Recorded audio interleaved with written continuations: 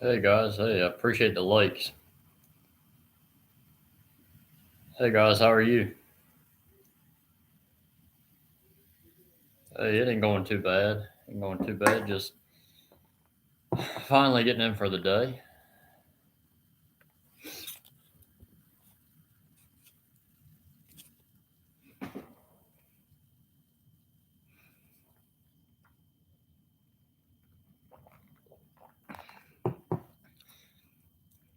Hey, I appreciate all them likes. I'm out of Virginia. Out of Virginia. Oh yeah, logging's always fun. Hey, I know that name. I do know that name. Hey guys, how are you? Zach, I'm not too sure. We're currently working on it now. We're going to probably have it out in the coming week or so. Just depends. I'm about an hour from Appomattox, hour and a half, give or take. Not too far. See, Mr. Goodson's probably entered the chat here. Swamp loggers.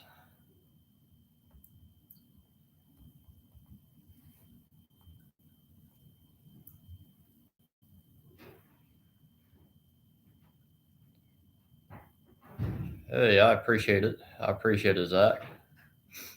Um, yeah, George, the guys I hunt with, they were chasing bear yesterday. I was busy at work yesterday, so I didn't get to do that. Bobby's doing good as far as I know. Um, Gary, I didn't get any. I didn't get any of his equipment per se. I did get some trailers. I did get the Pepsi trailer. I'm getting some other miscellaneous stuff as well, but um, I didn't get any knuckle booms or anything like that from them. Xander, if I were you, buddy, if I were you, I'd haul anything but logs. The quotas are tight. Money in it, don't get me wrong. There's money in it, but there's a lot of money in hauling equipment. Um, you can haul equipment and make much more money than this, or you haul containers and make more money than than hauling logs. But don't get me wrong, there is money to be made. You just got to hustle with it. Yeah, you either love it or you'll break it. That is true.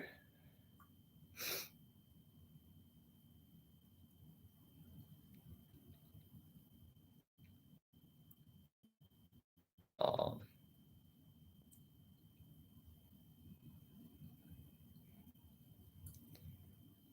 Zach, where are you out of?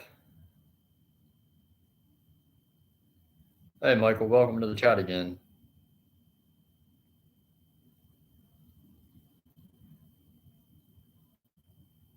Oh, I got you, Sander. You still make a decent living hauling around town, hauling equipment, with if you're in Virginia, I know there's plenty to be hauled. I see people looking equipment to haul all the time on Facebook. George, I appreciate it. I'll check his I'll check his YouTube channel out as well.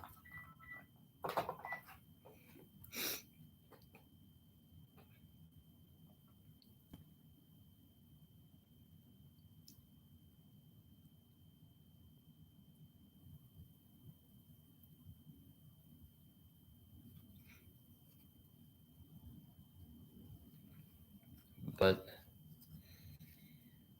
I appreciate everybody coming on tonight to hang out. If y'all got any questions, be sure to ask. And Billy, I'm not doing too bad. Just another day. And we survived the day, so we're doing good there.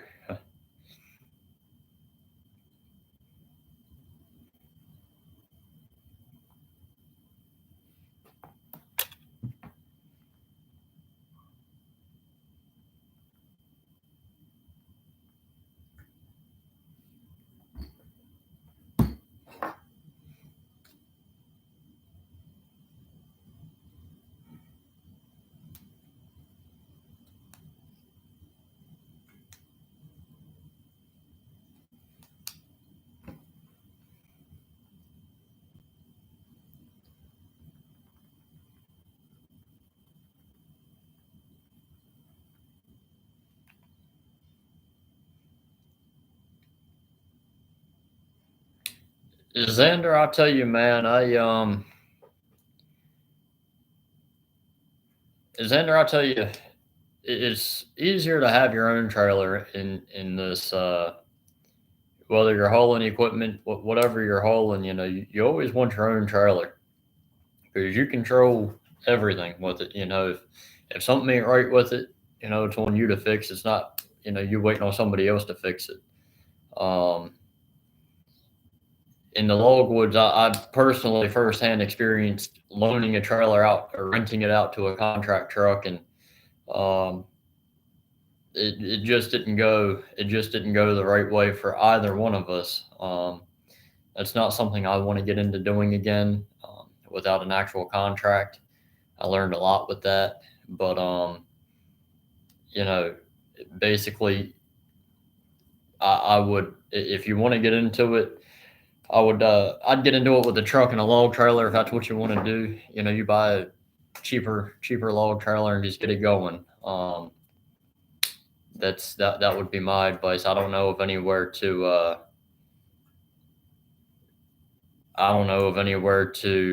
rent log trailers, specifically, or any type of trailers for that matter. Zach, I'm sorry to hear that, bud. That's never a good day. So I, my condolences are with you on that.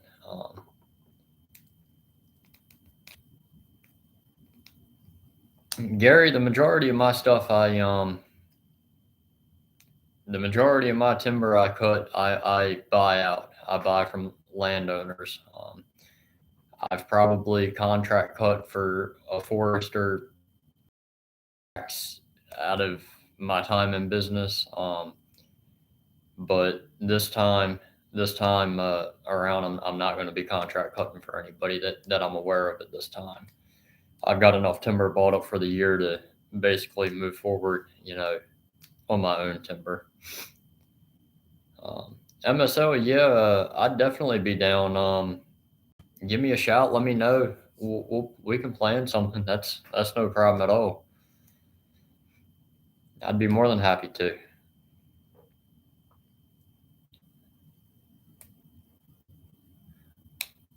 Andrew, thank you, sir. No problem. If you got any questions, be sure to ask.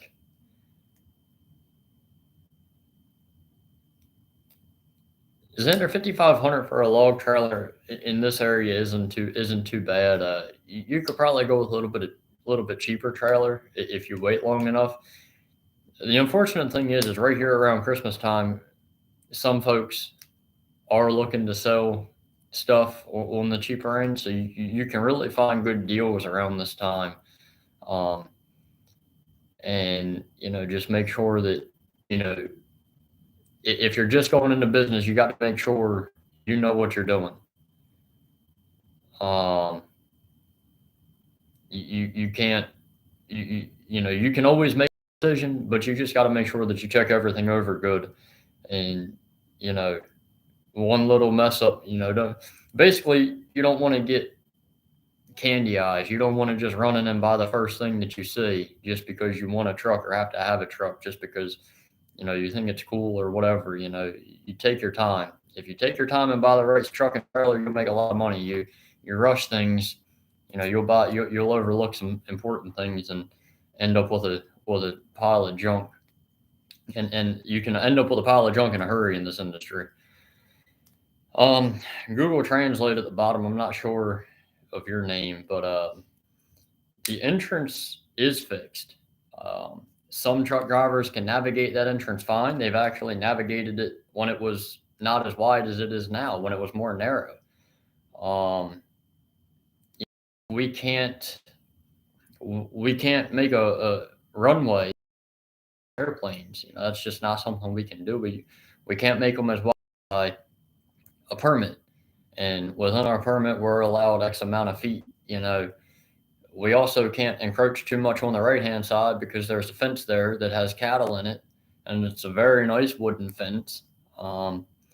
So even if we cut the timber over there, we still, and it's decent sized timber, to give us an extra 5 foot on the right hand side, we still couldn't do anything with it because the stumps are so big. It will pull the fence up as we, if we pull the stumps up, it would end up pulling that fence up. So we can't move to the left hand side because the property line's right there, but the ditch is so steep. We have to put in. This entrance is strange because we're actually going to leave a permanent entrance in. It's 15-inch plastic pipe is what VDOT's telling us that we need to put in. There's no need to put concrete pipe in, and there's no need to put metal pipe in. But I don't want to crush the plastic pipe. But neither here nor there, we can't go over 35 foot wide. We're pushing 70 foot right now. So if I was to drop a 70 foot or 80 foot piece of pipe in, it wouldn't do us any good. We'd have to dig it back up. And like I said, being close to the neighbor's property as it is, and the ditch bank is a 4 foot ditch on our side of the road. So, we're not really eligible there's not much more I can do. The drivers just got to realize that they need to make a 3-point turn. We did end up putting logs in the ditch. VDOT finally approved me to put logs in the ditch. So instead of them going down the ditch bottom, they pull on top of the logs and get out. But, at first they weren't too impressed with that idea. I couldn't imagine uphill logging. I got a lot of respect for guys who still use cable skidders and, hand cut almost 100% of their trees, and even guys out there using yarders and stuff like that. Man, that stuff is impressive to me, and that it's definitely a difference in locations on how logging goes.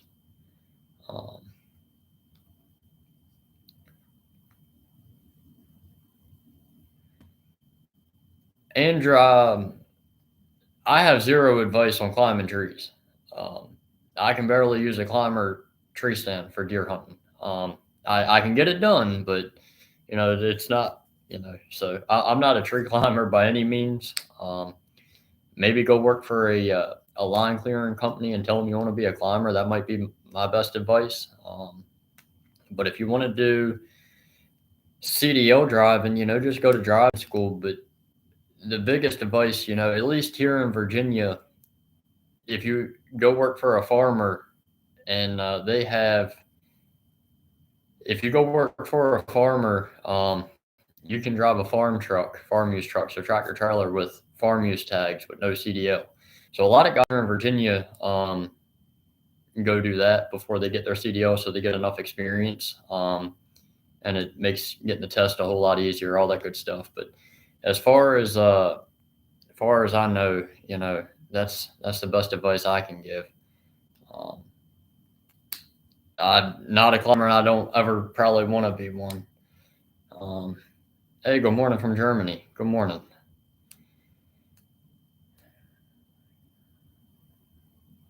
Joseph, you're exactly right.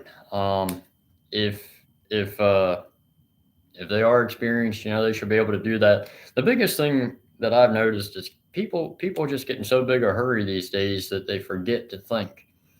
And the number one thing in the logwoods is you got to sometimes stop, slow down, and think about what you're doing. That everybody wants to push the limit. Well, unfortunately, you push the limit one too many times, and those are the situations that tend to happen.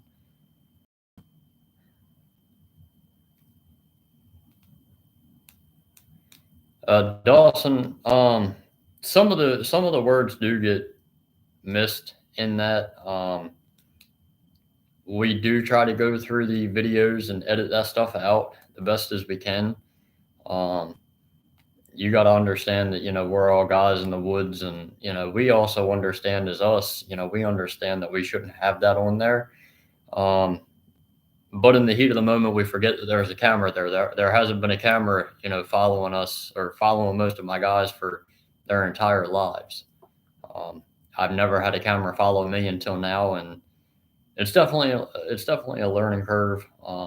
It's definitely something that does need to be worked on. But our editor Steve, he does a really good job at editing that stuff. Sometimes, in a 30-minute video after editing for hours and hours, some of that stuff does get missed. Um, but you know, no, we do apologize for that.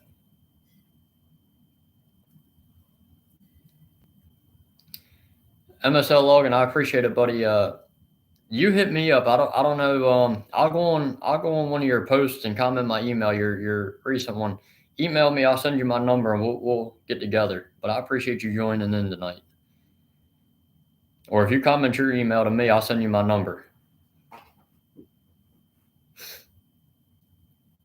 But Andrew, I appreciate it. Don Willis, thank you. Yep. Amen to all that. Yep.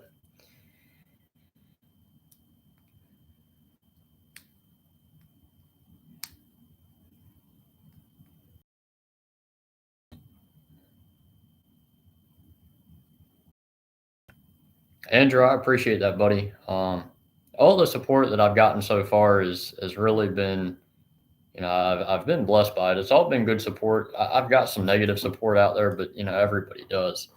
But any support's better than no support. So you got to take the good, bad, and ugly. But I do greatly appreciate all of the support that we get.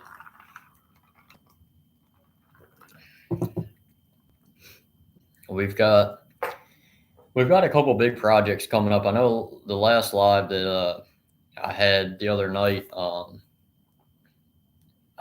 lot of guys wanted to see some of the dirt work, aspects of business, and we're going to start integrating that in little by little as it comes up, and as things transpire going forward. So you guys will have a more variety of content, but we just don't want to veer off of too much stuff and just start posting too much random stuff. But you guys will see some other content, a variation of content coming soon.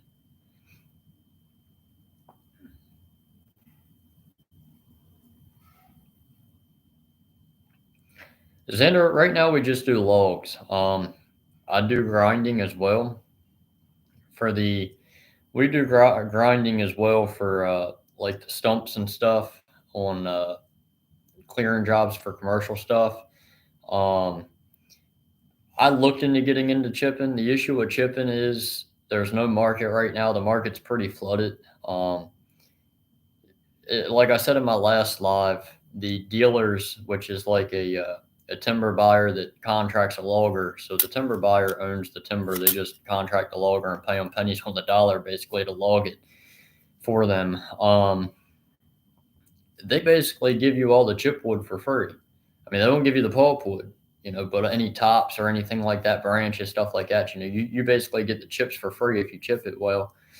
A lot of loggers, when the fuel went up, figured that they could offset the fuel cost by buying a chipper and doing that, making an extra $500-600 a day, or $1,200 a day, 2 loads a day at $600 a load. And basically, you went from having 10 loggers chipping to now you got 40 loggers chipping, and 2 out of the 40 are producing 100 loads of chips a week. They got $1 million grinders. You got all these smaller guys like myself producing 5 to 10 loads of chips a week, and there's just no market for it right now. So no, I don't do any chips.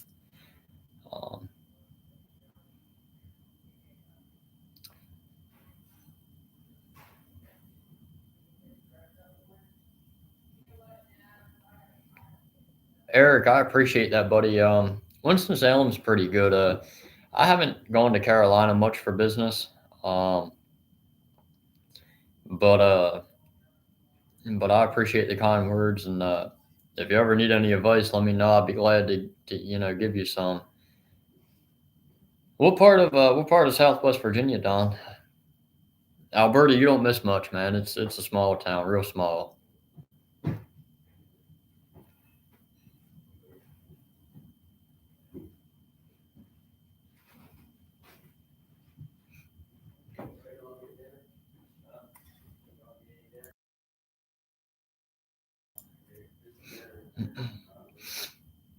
Okay, I got you. I done a big driveway job up in Roanoke. I don't know, 3 or 4 years ago now. It's been a little while, but a pretty big driveway job up on top of a mountain over there.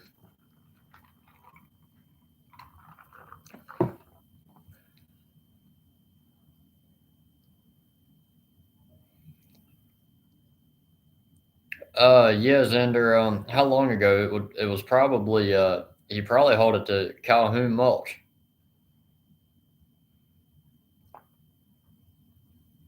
Depending on how long ago, I know that place was sold about 15 years ago, give or take.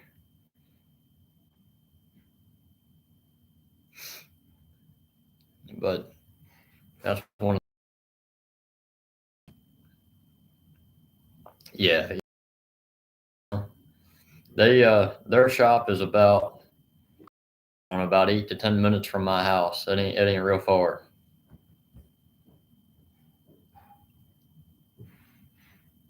Yep, I believe it. He buys a lot of bark from mulch. I think he sells it to Scott's, but I don't know. Don't quote me on that.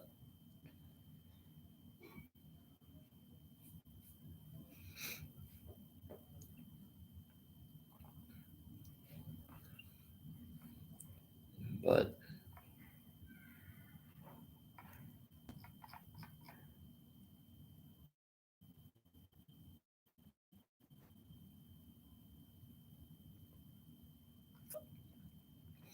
yep, yeah. West Rock. I deal with West Covington. I deal with West Rock and Hopewell and West Point. That's the two that I deal with. Occasionally, I could deal with Roanoke Rapids, but I don't. I don't haul down that way too often. Actually, I never have.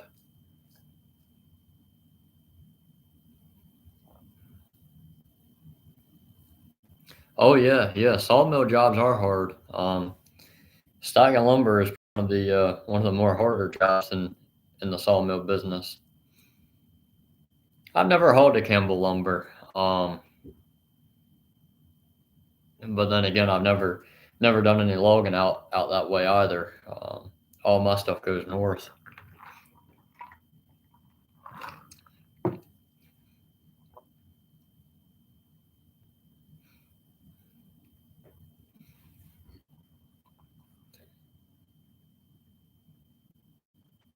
No, we don't have any rattlesnakes down here just yet, thank God. I've seen my fair share in Florida and Georgia and stuff. Xander, when I first started out in business, yes sir, I hauled a Rockwood products over there in Dillwyn. Actually, I just called over there the other day to see if I could sell some chip and saw, but or ply logs rather. They weren't paying no money. They were paying less than their yard in Northern Virginia up in Sparta. Crazy how a company can literally have a $10 a ton price difference 50 miles away from each mill. But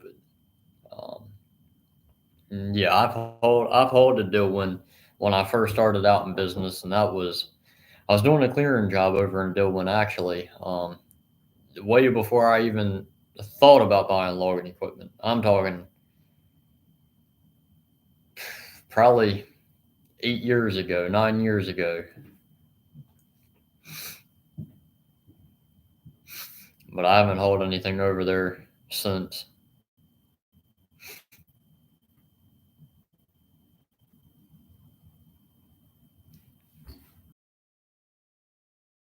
Like personally, like, I don't personally play any music, um, but I do listen to music. I listen to country music. Oh, that's real nice. That's cool. My a guy I know actually rebuilt or added. I don't know what he done over there. He rebuilt something or built another mill for Rockwood over there. Um,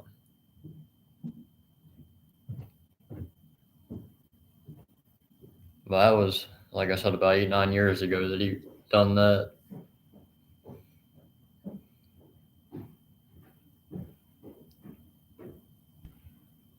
Y'all be sure if you got any questions or anything, let me know. I'll be glad to answer.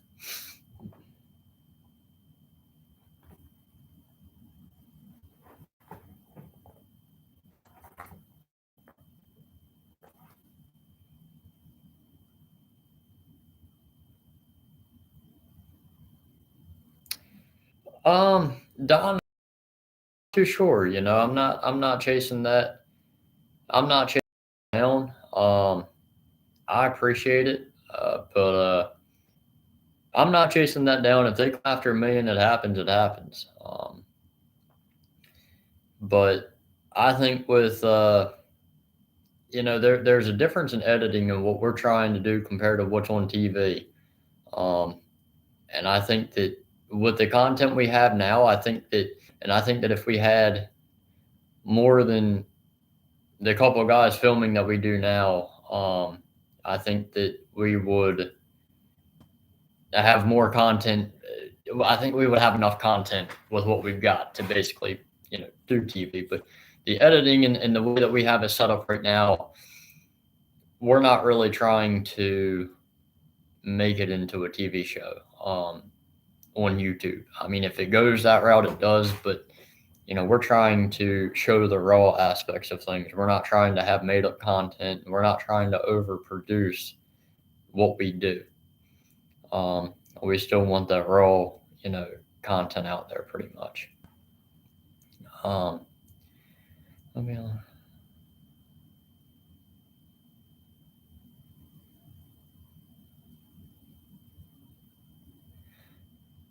um, First of all, I don't. I want to go to Greece. That's first and foremost. I'd like to experience Greece. My girlfriend, she went to Greece, I think, when she went over that way. But I'd like to go there myself.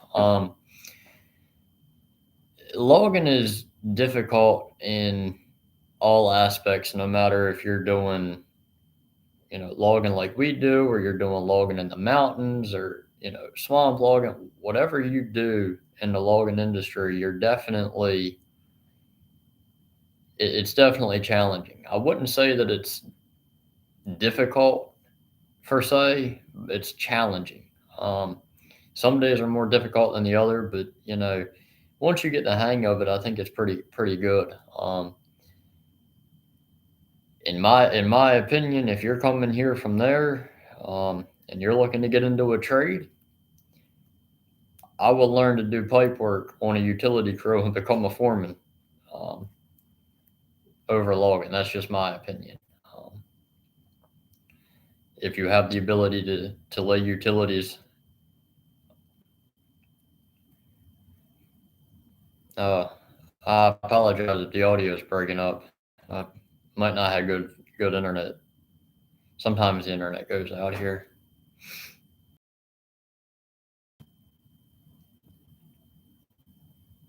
Is the audio still messed up, or is it fixed?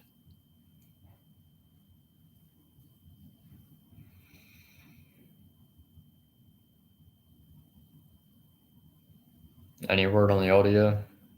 You're good? All right, good deal. I appreciate all the kind words. I really do. It means a lot. I'll be sure to let the crew know as well.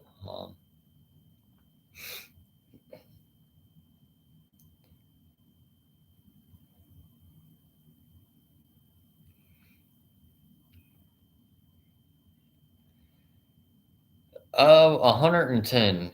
We got 110 here. It used to really be about, I don't know, 5 to 10,000 acres until some situations happened to the previous owner, and they lost a bunch of it. But when he bought it, it had 100 and I think it's like 108 acres. Um, so you know,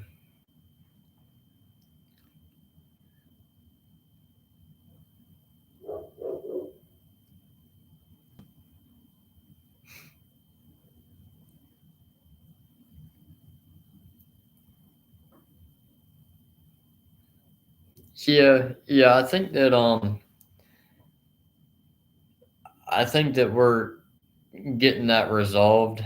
Um, as far as the longer clips and stuff go, it's all a work in progress. Just each video is different. Um, yeah, each video is definitely different, and just trying to hone in on stuff and get everything straight. Um, but sometimes videos get edited out because we can't really sometimes I can't really remember. Sometimes a clip will get cut short because of that, or a clip words that probably shouldn't be in there. And that's but we're all working on that. Hopefully, we can get that honed in a little bit better. Um, Joseph, I'm not too sure exactly when the new video is coming out. Um,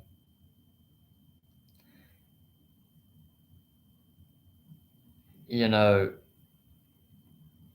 I'm not too sure. Like I said, I'm not 100% sure when it's coming out. It will be soon though, so be sure to keep an eye out and make sure that you guys, always keep an eye out for the new content because I know that we are, coming out with it soon.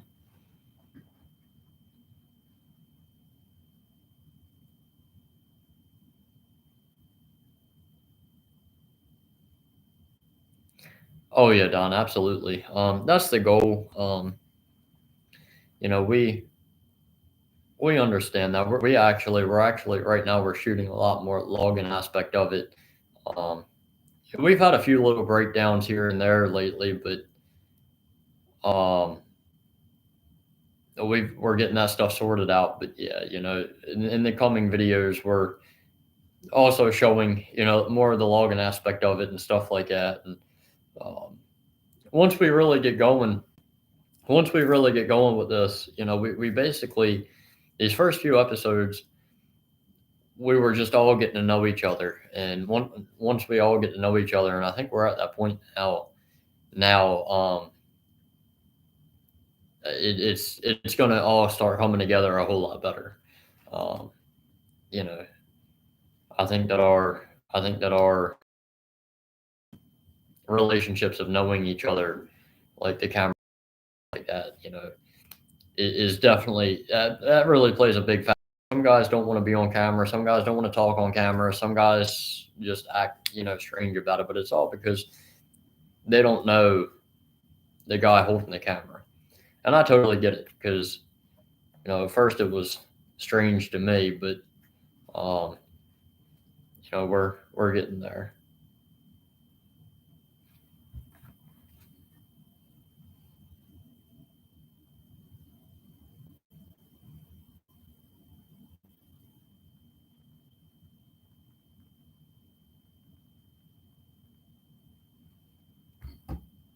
Um, Getting text messages about the audio skipping.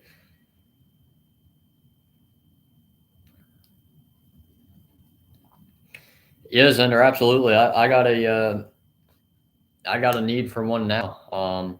If you want to come haul, come on. Um, I've got no issue with that.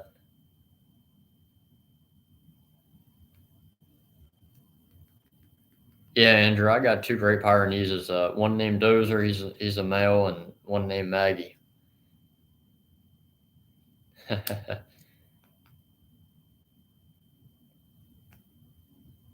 I really hope that we're not this far behind on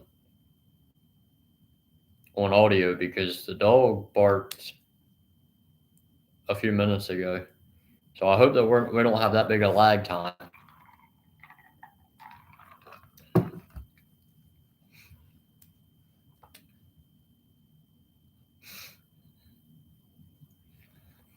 Because if we do, we probably need to go ahead and get us a new internet provider.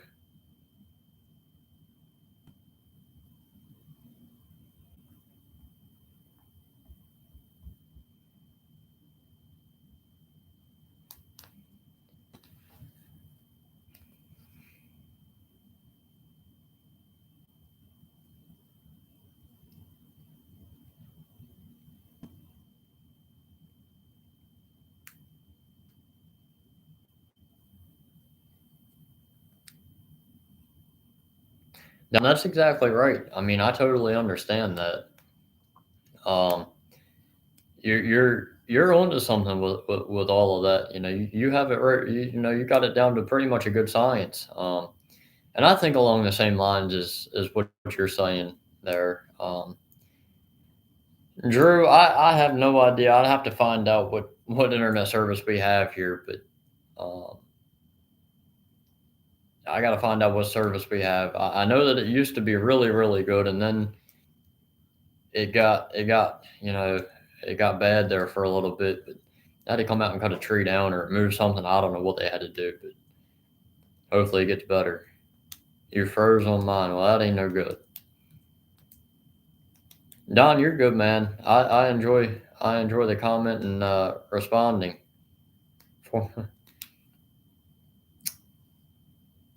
What did you use to market and advertise?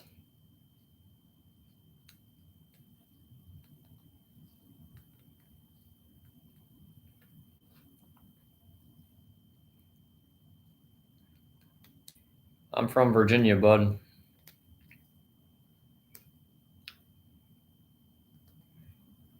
Yeah, see, that's what happened the other night. Everybody started saying the audio sounded bad. It like divided the chat a little bit. Everybody was like, "Oh, the audio wouldn't work," and then next thing you know, everybody else in the chat was like, "It's working fine." Um,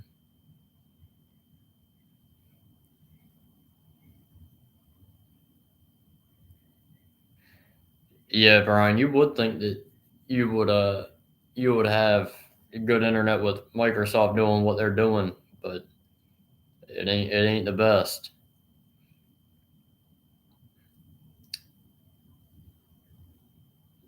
Yeah, buying your own timber is definitely, worth it in the end. You control a lot more in different things.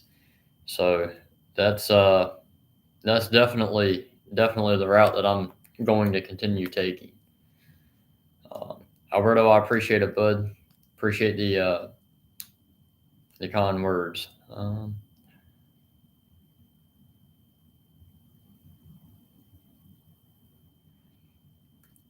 Willie, it really just depends. I mean, I see a little bit of a dip in the pricing, but it's nothing hugely substantial.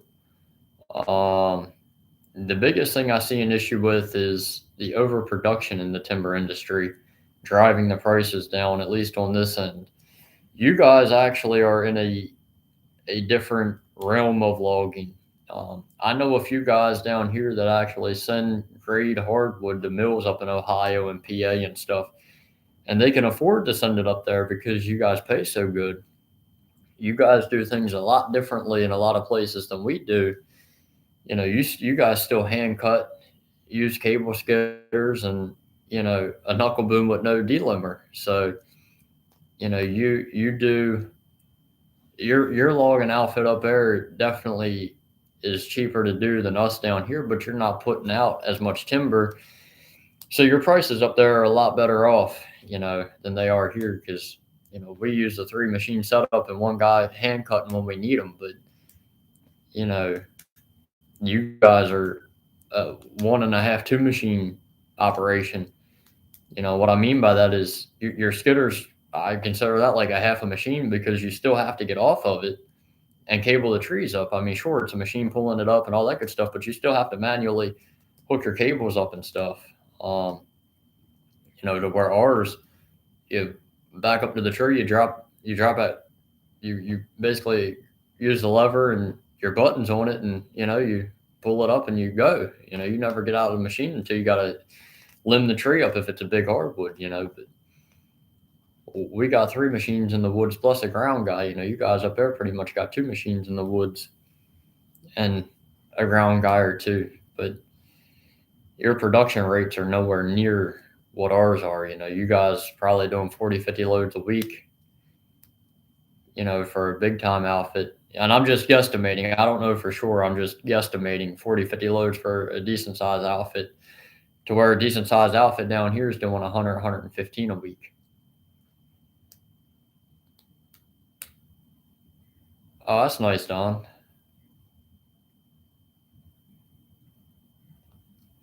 Alberto, I appreciate it, buddy. Yeah, just keep an eye out for the new content coming out. It should be coming soon. I don't know exactly when, so just keep an eye out, but it'll be coming soon.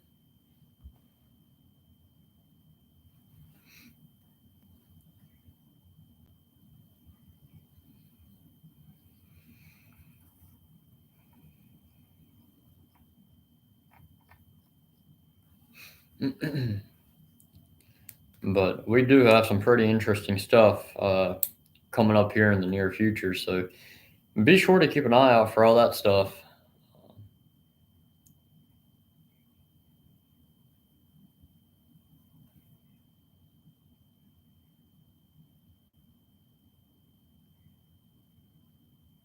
Hey, from Canada.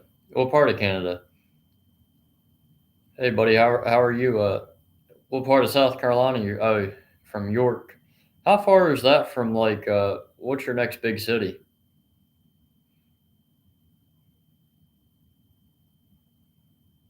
I appreciate it, buddy. Man, Jason, it's pretty cold up there in Ontario. I couldn't imagine living up there. I can barely survive here in Virginia when it hits 30 degrees. It's like the end of the world. Alberta, I appreciate it, buddy. I do. Oh, okay. I got you. Yep, yep. I know exactly where you're at. I do. Yep. Just over the line in South Carolina. Jason, you're a better man than I am. I couldn't even survive if it was 20 below. I barely do 3 below.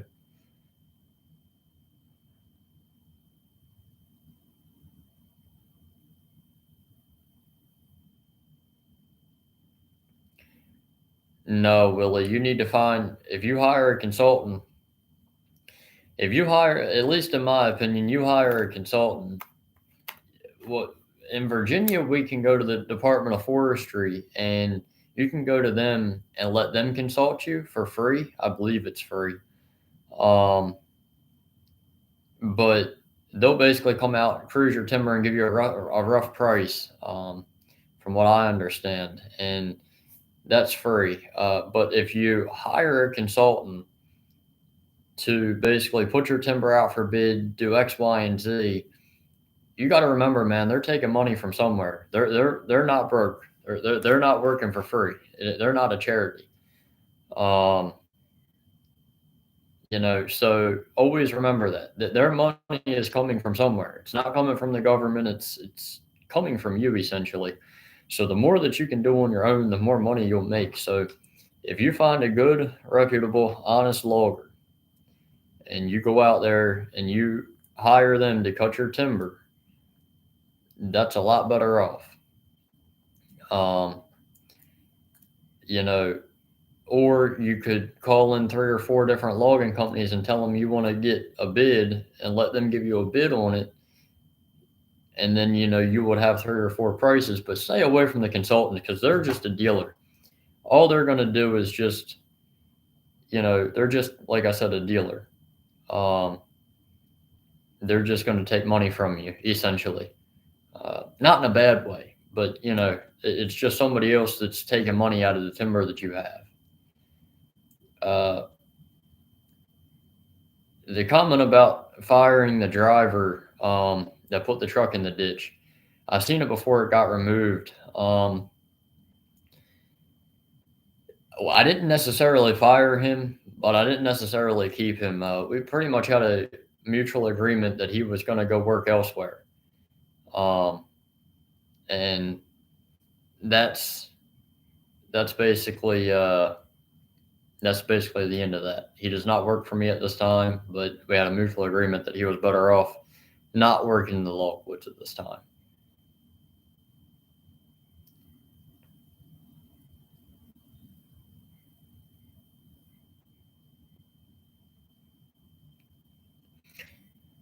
The Brent, I appreciate it. The issue with the look, drivers are hard to come by. Logan is a dying breed as it is.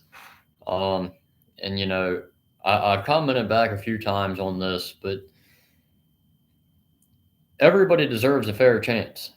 I believe that anybody that goes to CDL school can get their CDL, comes out. 90% of them guys probably should never see a log truck, should never drive one. But I believe that everybody deserves a fair chance. Um, you know, it is what it is. He had his fair chance, and he had a couple other mistakes that weren't on camera, different things like that. But I gave him a fair chance. He wanted to work in this industry. Give it another 10 years, you won't have any truck drivers in this industry if you don't start giving guys chances. You got to give a guy a chance. Otherwise, there will be no more logging. Um, Good drivers are real hard to come by. A lot of them, a lot of drivers that I run across have other issues, that have to be sorted out as well. But, a weight in gold.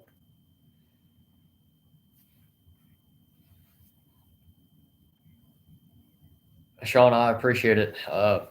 Wyoming's just as cold. That's too cold for me. Um, all of my social media is the same.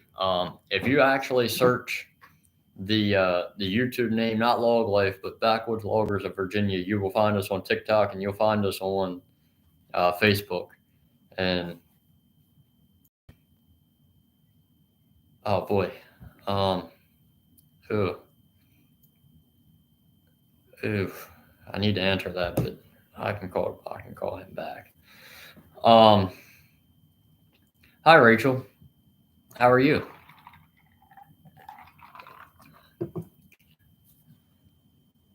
Xander, I am. I am absolutely looking for a company driver. Um, the issue is if you're over there in Appomattox, we don't cut over that way. Um, so it'd be a little far to travel daily to pick the truck up or whatnot. Because it wouldn't make sense to send the truck all the way out there to go home, because that's literally driving my shop and my house and the jobs to carry it home. Um,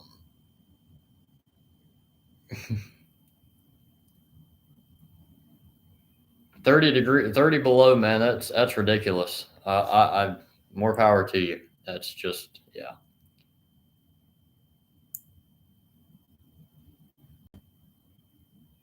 Michael, what kind of fashion are we talking about? Joseph, they're not lying, man. If you can drive a log truck, you can drive anything. I'm from Alberta, Virginia, which is about 30 to 40 minutes from Emporia, and about, I don't know, 15, 20 minutes from South Hill. You're great. I'm a big fan. I certainly hope you're a big fan. I mean, you have no choice but to live with me, so I would assume that you would be a pretty big fan. No, I don't have any suit pants.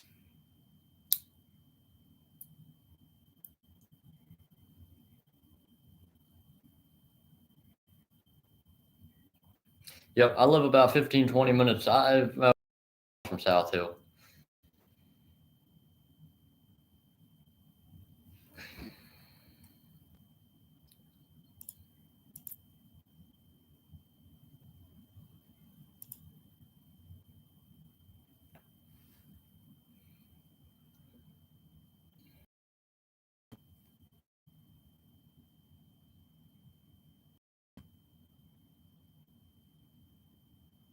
Hey, you're welcome, Eric. I know the coal industry's just as bad as logging. Actually, coal is probably a lot worse than logging at this time. Uh, I went out to Bristol, Virginia, and done.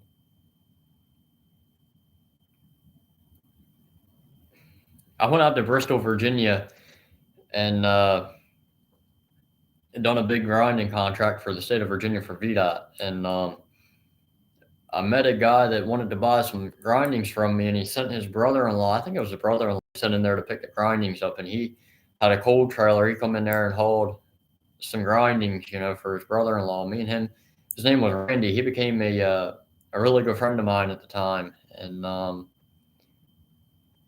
uh, he actually got out of doing coal. So,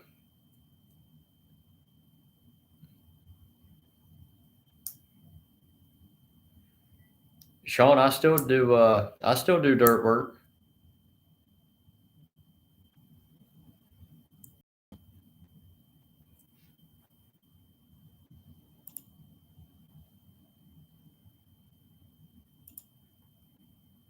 Yeah, we still do dirt work, so let's see if you can do it.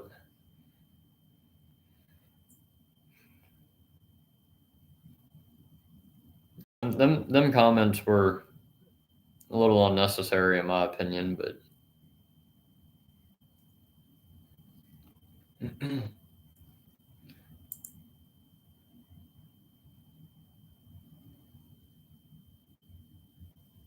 yes, sir, buddy. You take care too. I appreciate it. You be sure to join in the next one and be sure to look out for the new content coming up. Like I said, guys, if you guys could go over to TikTok and Facebook, look us up. It's the same username, basically. Backwoods Loggers of Virginia. Um, if you guys could follow us on those two platforms, that would definitely be great.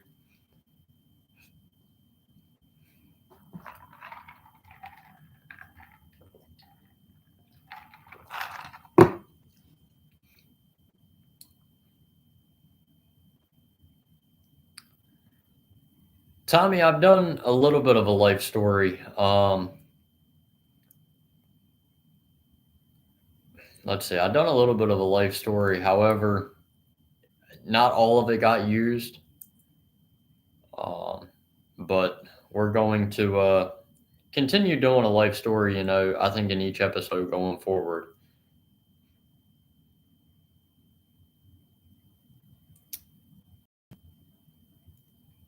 I appreciate it.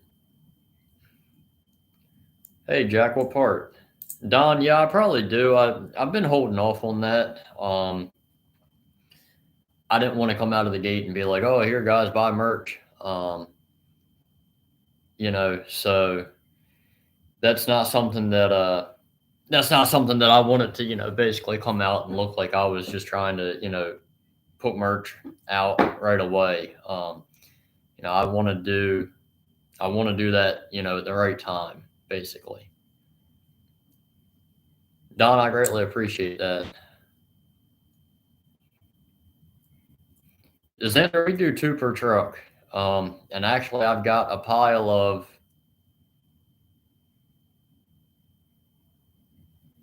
um, Xander. I still got a pile of trailers to go pick up from Bobby. So, each trailer would be, each truck would have two trailers. Sean, I did not get the email. I did not get any email.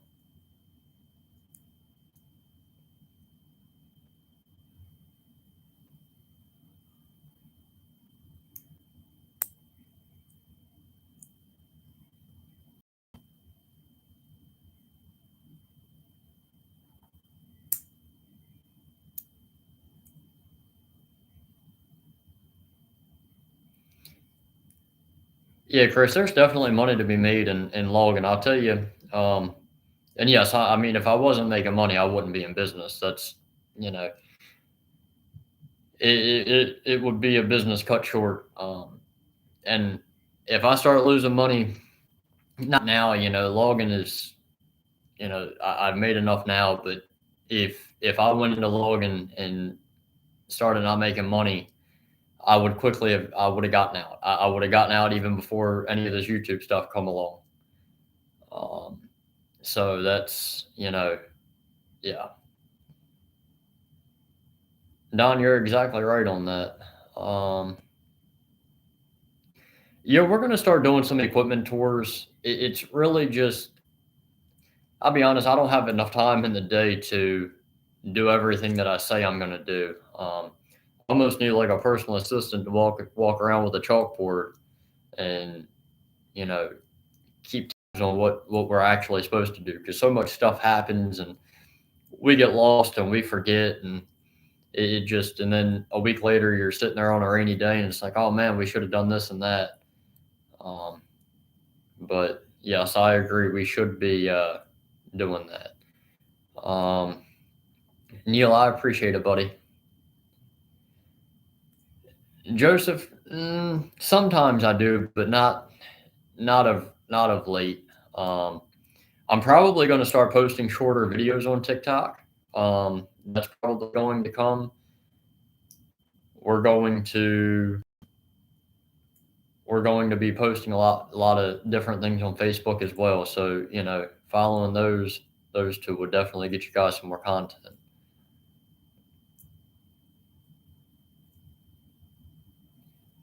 Xander, I don't know right off. I don't know who would help you get a trailer. Um,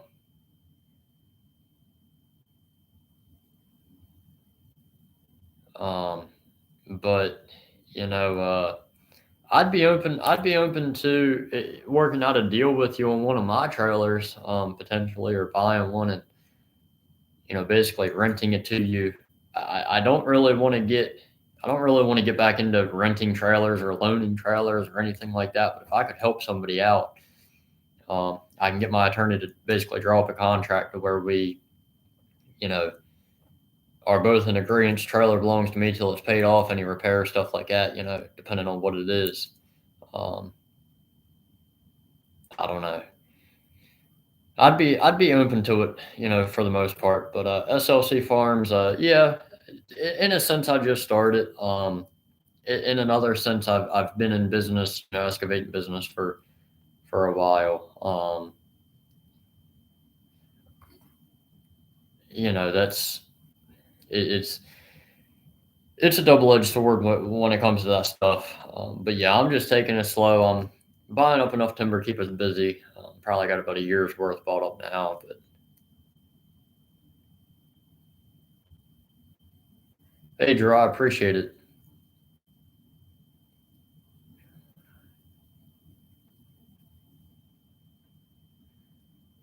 Sean, you can email me.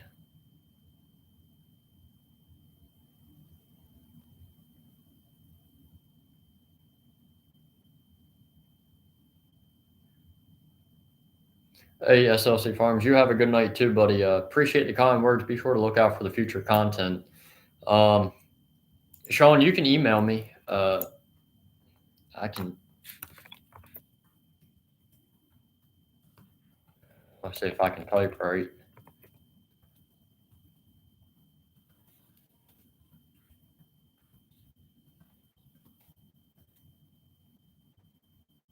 I think I got that out there right.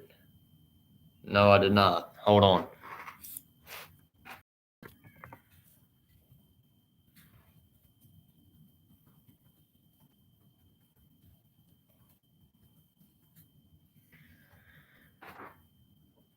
Chris, it really just depends. It depends on what type of timber you're cutting.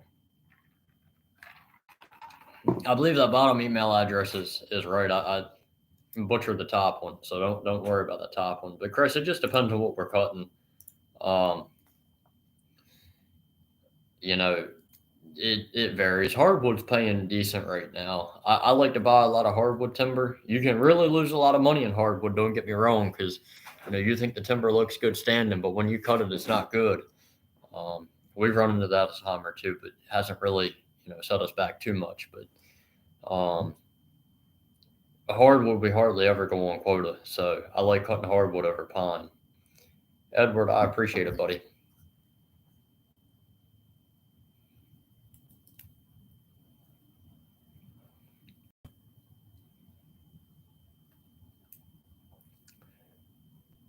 Here in the coming weeks,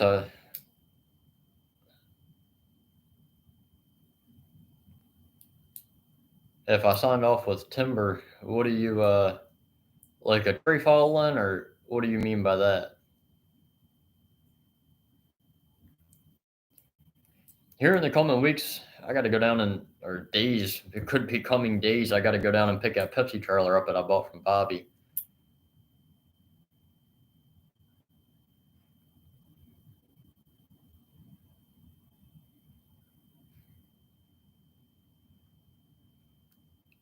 I appreciate that. Maybe Axeman will find me. Who knows? Maybe I'll be the next Axeman. Never know. Tommy, that's a good idea, man. I never thought of that. That could be a unique selling point for us, and ending it on that. Keep an eye out on the future videos. You never know, you might see that in one. No, sir, I've never hauled into Covington. I know guys that do. I got a truck out in my yard that has.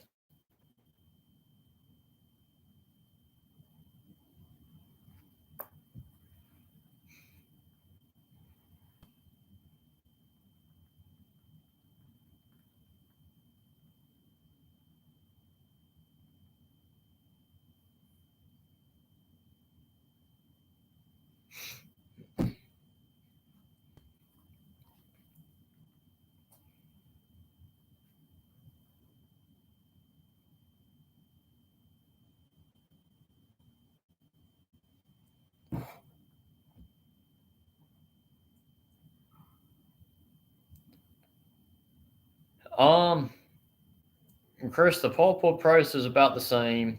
Uh, Tie and mat logs are pretty close. Um, Pine pulpwood, you're a few dollars short. You're a few dollars short on pine pulpwood down that way. Now, is tree length does tree length pay different down there? Because it pays different up here. Xander, I don't know how long I'll be streaming for.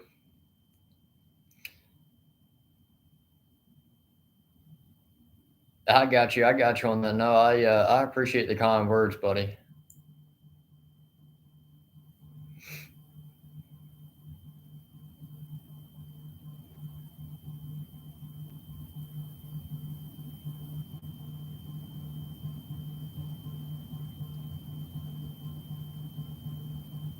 Man, August.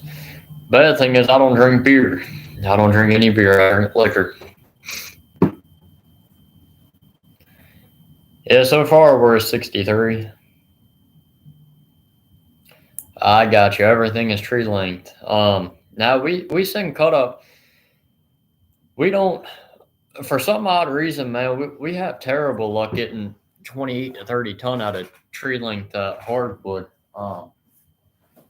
We actually have a really big a problem, and it's not because we're loading the trailers wrong or anything like that. Because we're turning the bottom rack, we're turning everything like we should be, but um, it just depends on how the wood, where the wood come from. If it come out of a bottom, if we come out of a bottom, it'll weigh more than off the top of a hill. But I've seen it the other way around, too. Um, but I always try to cut up. Um, I always try to cut up, hardwood pulpwood. Pine pulpwood, you can pretty much average 28 to 30 ton with fairly easily. Um, no, we haven't got any merch out yet. I spoke about that earlier. I'm not. I don't know when we're going to get merch out. We'll get it out soon, but I've only seen 2 people ask for it, so hasn't really been. You know, I don't want to send something out there and just look like that's all I'm doing this for, because it's not. Um, but if more people wanted it, I'm sure that we could get it no problem. Um, I've got a design that has been made, but nothing forthcoming with it yet, materialistic wise.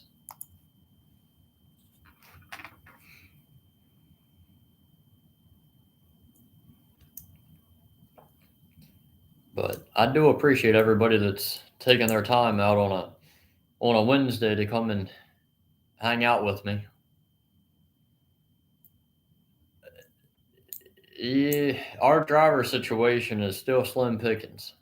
Um, the unfortunate thing is good drivers are really hard to come by.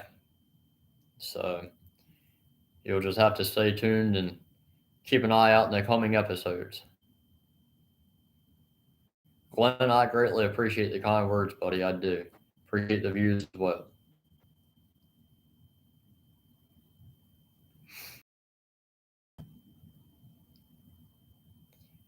But y'all be sure to share this, obviously subscribe, go like and, Go look and follow our other social media pages as well.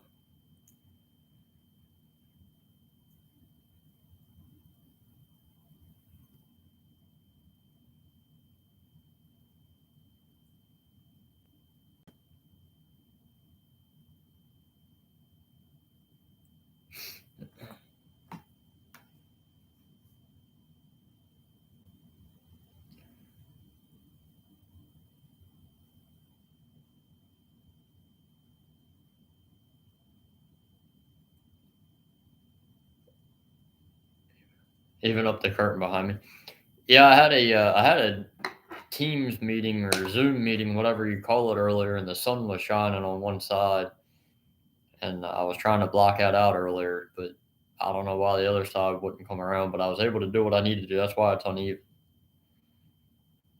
Joseph, I appreciate that.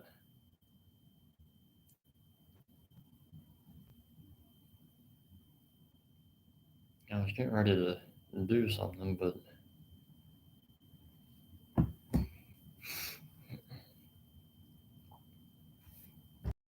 I was going to do.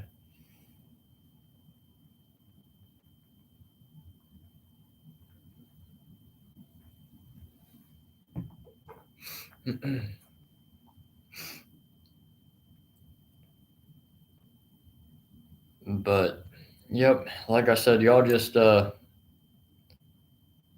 pay attention and keep up to date with our new content. We're working on some pretty big things as we speak, so it will definitely get interesting real quick. I don't know exactly when the next episode's coming out, but I can say it'd probably be right before, you know, around Christmas. I do want to think it's coming out before Christmas.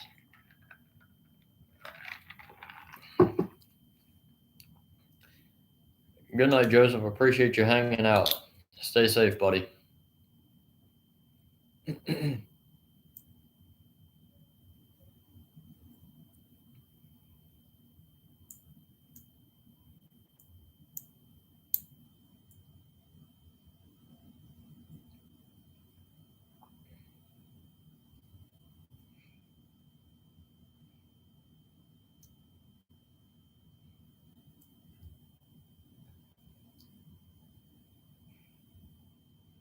But if anybody has any questions, feel free to ask.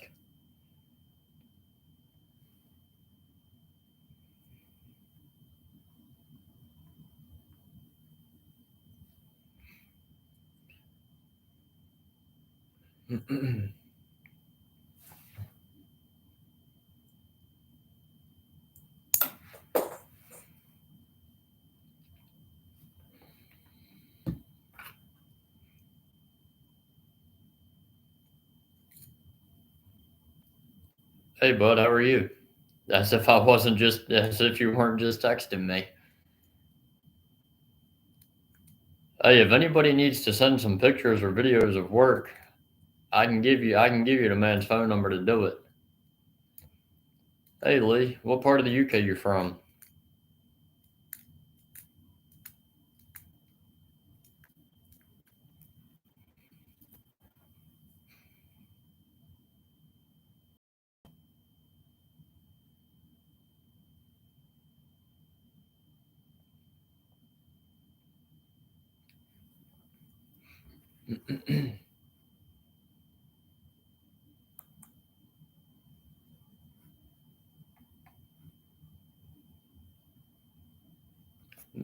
West Sussex. Where? What? What country? I guess like southeast.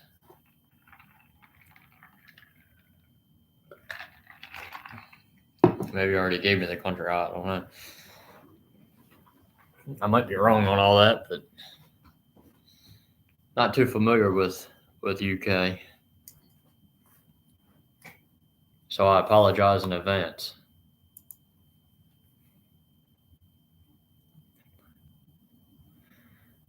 Um, I mean, it's a decent living. If you do it the right way, you can make a decent living. You can make decent money. I'm not gonna say you can start today and become a millionaire tomorrow.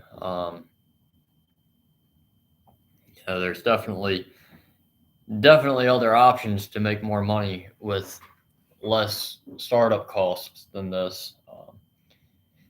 A good one would be HVAC. You can go into HVAC a lot cheaper and make probably more money than doing logging. But I can't go into HVAC, so I had to pick this, and I was already in the construction industry. So, what was a couple more machines to add to help me, clear land faster? That's kind of how I had got into it. But um, there's a decent living in it.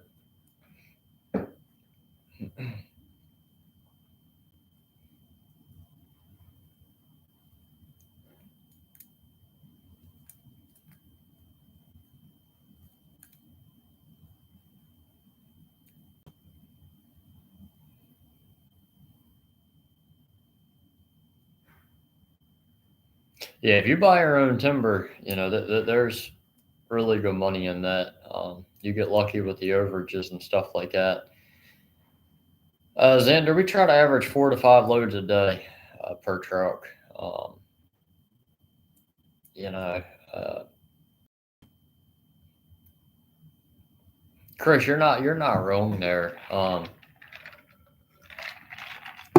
You can make good money with buying your own timber, but you can also lose a lot of money because a lot of guys, when COVID hit and the wood price went up, the loggers price didn't.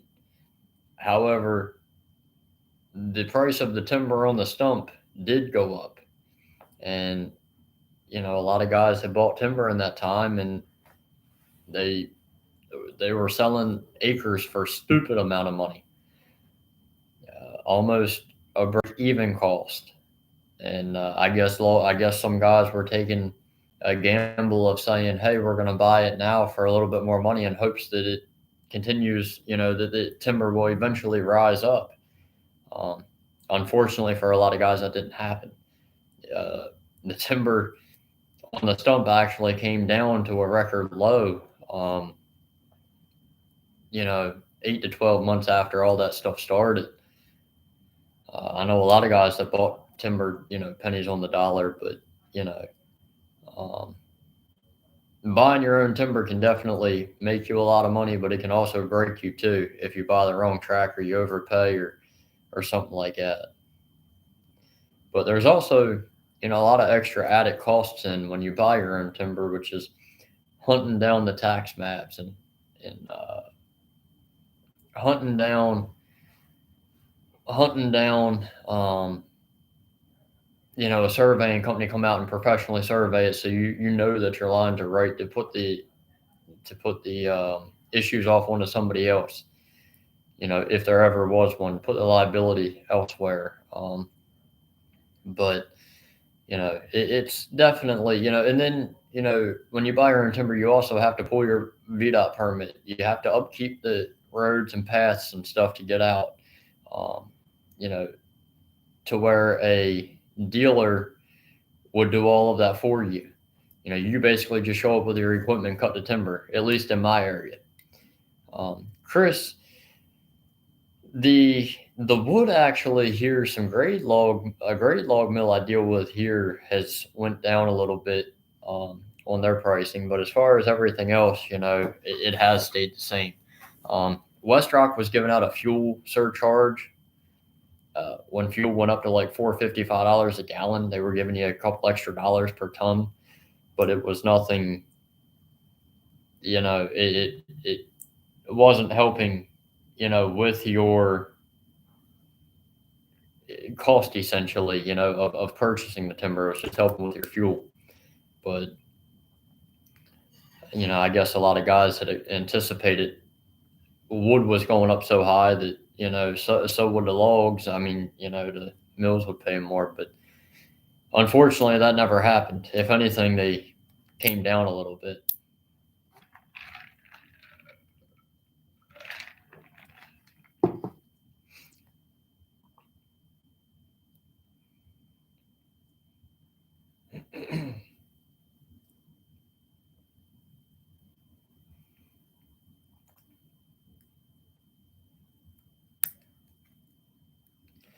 Chris, I wouldn't say the sawmills made all the money. I heard, now this is hearsay, but it's hearsay from a really reliable source. And if you really sit down and think about it, it would make a lot of sense. The sawmills don't deal direct with Home Depot and Lowe's and stuff like that. Some may, but a lot don't. Um, 95% of your sawmills don't. They deal with a lumber broker. They'll sell it to the broker. Well, a lot of times that broker's in China or the broker's overseas. Well, they were selling all of the wood to these brokers, and these brokers were stockpiling all of this wood, and they had it in warehouses. And this is what I heard. Well, the wood price went up so far. Um, the wood price, the brokers basically had all this wood stockpiled, and then that's when the brokers started upcharging the wood to the department stores, and that's what caused the prices to come up. The wood brokers had the monopoly at the time, and the sawmills unfortunately had no choice but to sell the wood, otherwise they'd be bankrupt. So essentially what was happening was they were selling to these brokers pennies on the dollar just to stay afloat, and the brokers were increasing the price. So between the brokers and the department stores, that's the two that made the money. It wasn't the logger and it wasn't the sawmill, because the brokers were smart, and they still are. I mean, they've got tons and tons and tons of wood bought up. I just actually had a meeting a month ago at a chip and saw mill, and the owner, explained to me that, hey, some of this chip and saw we're making right now, we don't have a market for it. If you look across the field there's piles and piles of it on pallets, and he wasn't wrong. It was all banded up, just sitting there. And he said, we just don't have a market. There is no market. He said the little bit of wood we're selling right now is just backstock, but it doesn't associate with, it just doesn't add up to what they should be selling. It's just replacing what they've sold. Um,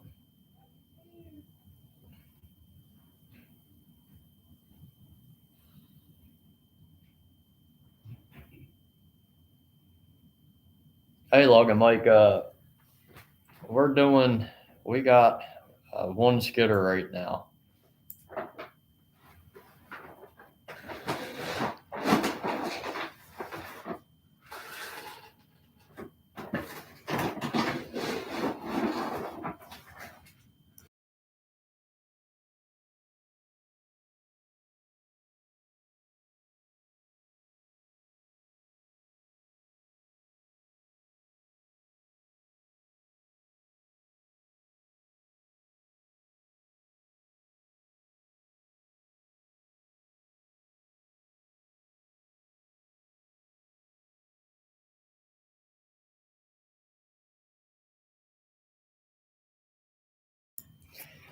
Chris, that's because they're selling direct. They sell direct to them. They don't. They basically cut the wood dealer out. Um, I know the local sawmill here in town sells to a wood broker. They're not big enough. They're not big enough to sell direct. But GP and West Fraser are big enough to sell direct. So they cut that middleman out. If the department store calls them and tells them, hey, we need 300,000 board foot of 2x4s or 3,000, whatever it is, some astronomical figure, in reality, they could probably have it there in a 24-hour time, to where the little guys can't. So they have to sell to the wood brokers who can do that. But, GP and West Fraser definitely, they sell pretty much direct from what I understand. Xander, sometimes we do stage loads. I don't have a site truck right now, so if, if sometimes we do, sometimes we don't. It just depends.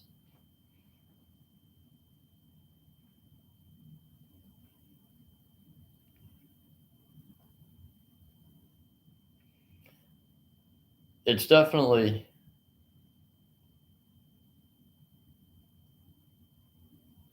Oh, you're welcome, Rodney. Thanks for viewing. It's definitely a monopoly. It's definitely, somebody's pockets got lined, and it sure wasn't the loggers. I can promise you that through all of that.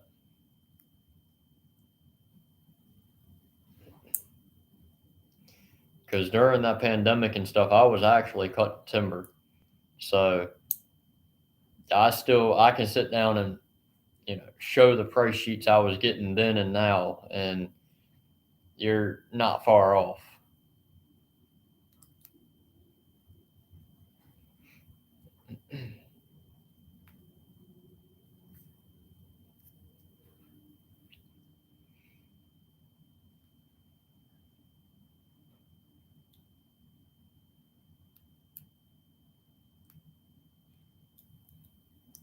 Hey, I appreciate that like too.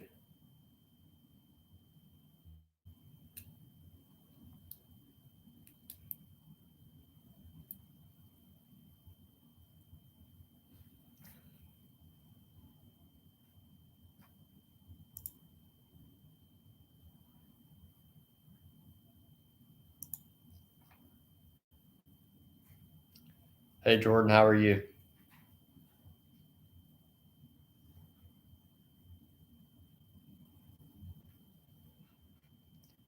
Yeah, I said no beer, alcohol only, liquor only.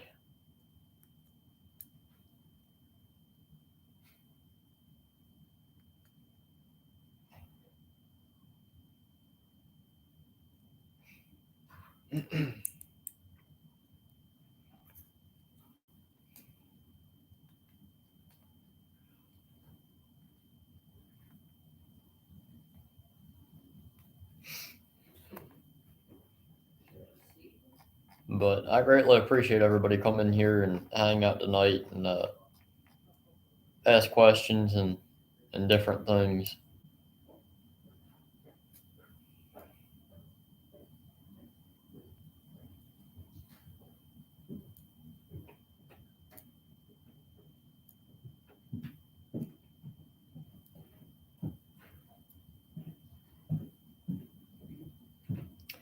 Xander, I'd have definitely been interested in that. I'd have probably bought it for that price. I've done really good with Mack trucks, if I'm being honest. Um, Chris, I buy timber by the lump sum. I'll go out, take a peek at it, make a lump sum price, and if they like it, they like it. They don't, they don't. Um, but I've had really good luck of buying my own timber. I'm very fair and honest. And, I try to make the best outcome for everybody.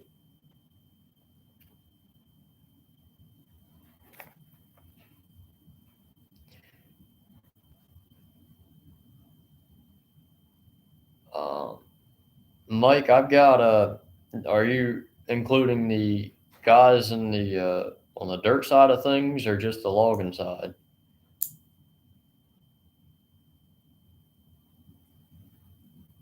Rodney, I'm from Virginia.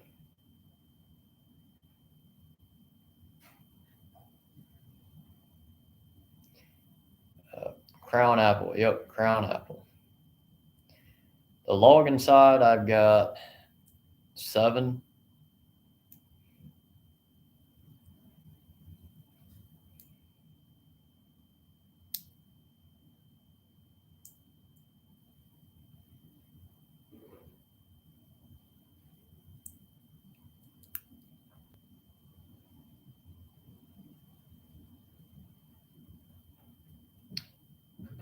Hey Drake, welcome. I somebody else from Ontario earlier. Man, it's cold up there. Too cold for me.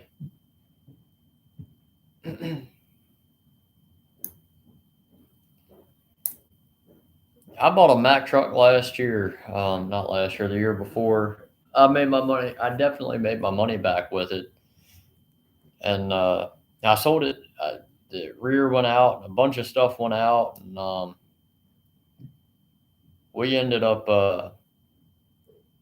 I ended up selling it for almost what I paid for it. Broke down. They sent it overseas. Where is Boykins at? I've heard of it, but I can't picture it on the map. Mike, we cut anywhere from 50, 60 a week. Just depends.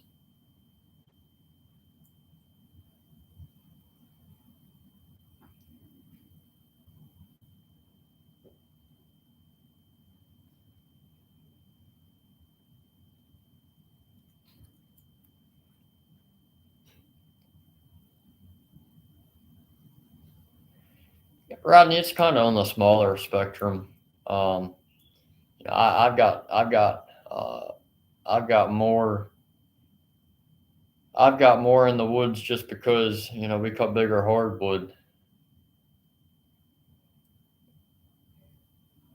Okay, I got you. Yep, yep. I know. I know. I know where it's at now. Um, I'm over that way a little bit.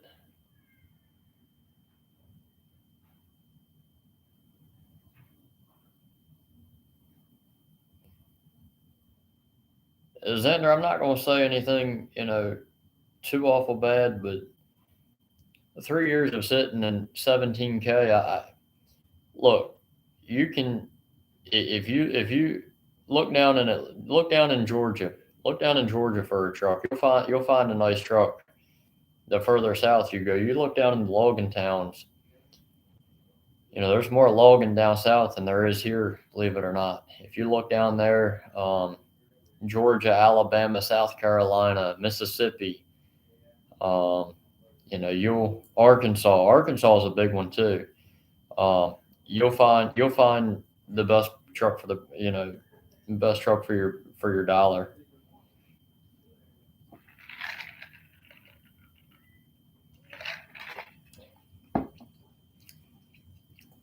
Nice, Jonathan. What's the name? What's the name of your towing outfit? If I'm ever down that way and need help,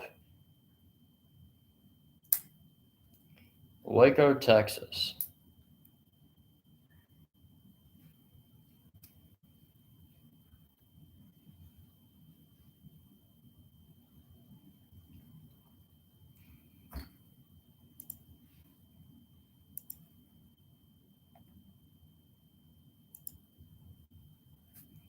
Have a good night, bud. It's got a '60 series Detroit. It's the first Detroit I've ever owned, so we'll see. Nice. You do any heavy haul you do any heavy haul tractor trucks and stuff?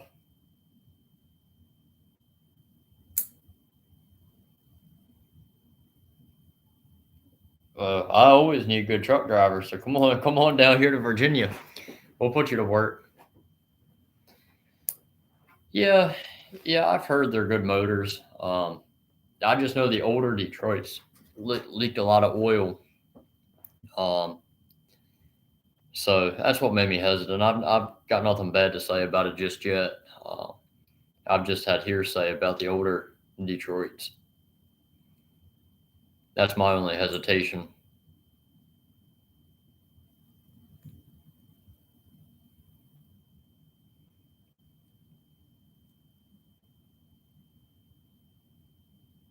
Well, lucky for you, buddy. I got 10 speeds.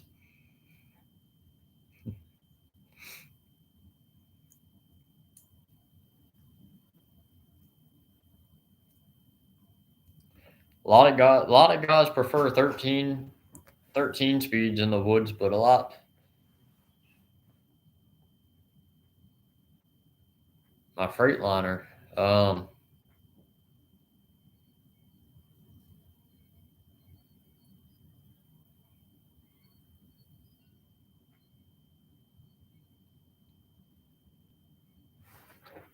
my Freightliner. I don't think I had a Freightliner for sale. I could be wrong though.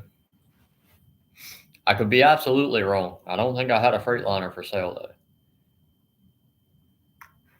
Yeah, Jonathan, man, trucks are really. I mean, drivers are really hard to come by, man. I totally understand.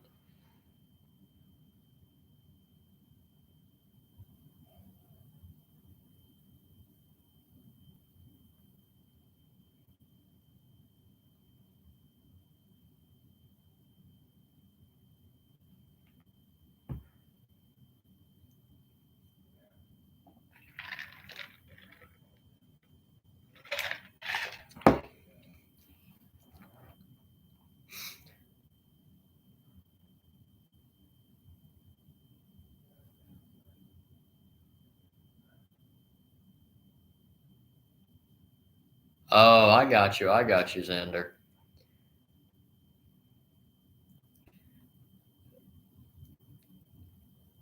Yeah, any advice on a Detroit would definitely, I'm open to it because, like I said, I've never had it. I can tell you all about a cat engine now. I've had plenty of cats in my life. That red Kenworth's got a Cummins in it. I know a little bit about that. I got an excavator with a Cummins.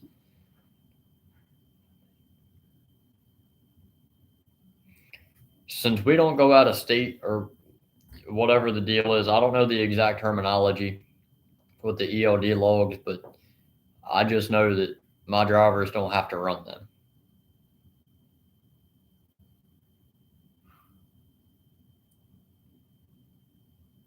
Mike, that's exactly it, man. But the bad thing is, I'll tell you this. Yes, if you get a guy that holds a steering wheel that will listen to you 50% of the time, just 50, and he can haul you 3 loads a day. I'd rather 3 loads a day and he listen to you 50% of the time and have no accidents on his record than have nobody in the truck and the truck sitting on the job. Because wood on a log deck don't make no money. Now, I promise you, I've been there. I know what it's. I know that aspect. But the biggest part, is not only finding good drivers, but finding somebody that can listen. Jonathan, man, you're not wrong. I barely can afford one.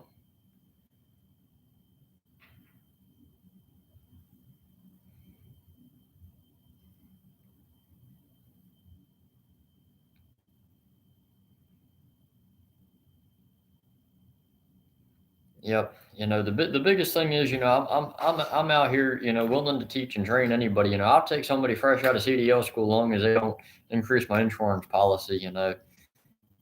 But at the end of the day, if they don't listen, if they make boneheaded mistakes and they don't learn from them, that's where you start to get in trouble. Everybody, I mess up. I messed up today, with some back end stuff, but um, you know, if you don't learn from your mistake and you continue to make the same one, then you don't learn. Then it's that's where it costs you money. But everybody's going to cost you money some way somehow. I mean, I had a I had a cat dealer come out the other day and work on a tree cutter, and he left the panel off the cutter. We lost it because he didn't bolt it back up tight enough. He made a mistake. He just overlooked certain things, but I bet he won't leave that same mistake, all the time. But at the end of the day, everybody makes them. You just got to pick and choose, how everything's gonna go. But wood going to the mill is a lot better off than wood sitting on your log deck if you can make it work. Jonathan, I've got a 60 series. You can work under 12 days, no problem.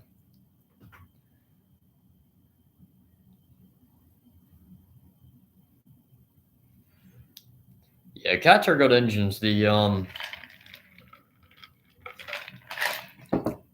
biggest issue I have with a cat engine, and I don't have any cat engines right now except the one on that tree cutter. I don't even know if it's a cat engine. I think it is. They say it is, but sometimes they'll put different engines and put cat valve covers on.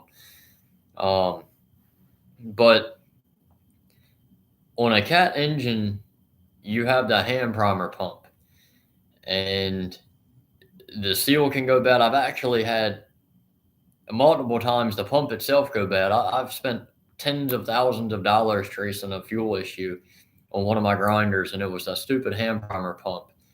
And I actually went to Cat and bought a brand new pump, put it on there, and still had the same issue. And there's a way that you can test it. And I can actually do a testing if y'all aren't too familiar with it. I can actually show you on a video the testing and different things. But I pulled it off and tested it, and sure enough, a brand new one was bad. But I've had more issues out of the hand primer pumps on those things than anything.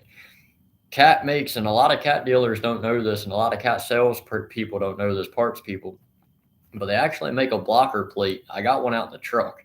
I always carry spares because your parts guys hardly ever know the name for them or the part number, but they make a blocker plate that you can take that hand primer pump off and put that blocker plate on. Don't run the truck out of fuel or the machine out of fuel. You'll never need that hand primer pump. But if you in a situation do need it, I always keep a brand new one in the truck, or a proven one that works with a brand new one. So if they ever need it, they just pull that blocker plate off, put the hand pump back on, and pump it up and prime it, get it going, and then we'll swap it back out. But I've had my fair share of issues out of cat engines.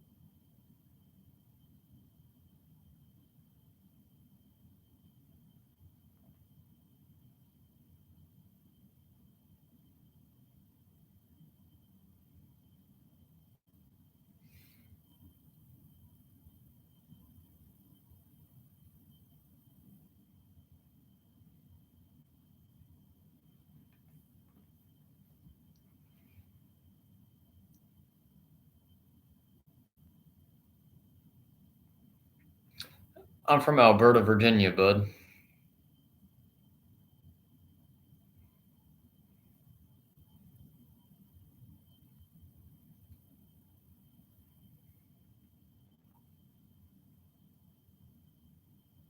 I bought mine from Cat. What it is, the blocker plate actually has to have a rise in it to let the fuel come up in it to go over into the other port. So it can't just be a flat piece of metal. So it actually has to have a rise to it. But I bought mine directly from Cat.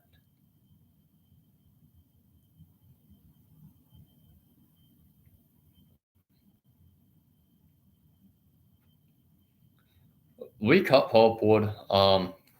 We try to get as much pulpwood out of tracks as we can. Um, a lot of times I'll go in behind and have to grub the stumps. Um, and when I have to go in and do that, I don't want to have to fight pulpwood or fight tops or whatever the case may be. Um, we also, if I go in on a commercial job and have to grub the stumps, I also have to grind it. Uh, the grinding industry has really got saturated with people. Um, there's plenty of grinding out there now, so you have to give your grindings away and haul them. So if you're grinding pulpwood and having to give that material away and you're not getting any return back on the hauling, then I'd absolutely like to sell as much as I can. So I've trained my guys to pretty much sell all of my, market all of the pulpwood.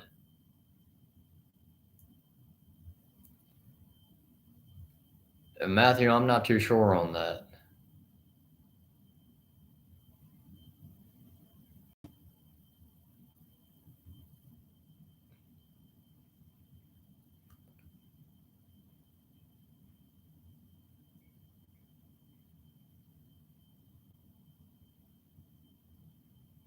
Jonathan, I'll keep that in mind, buddy. I've never run up on any steam engines.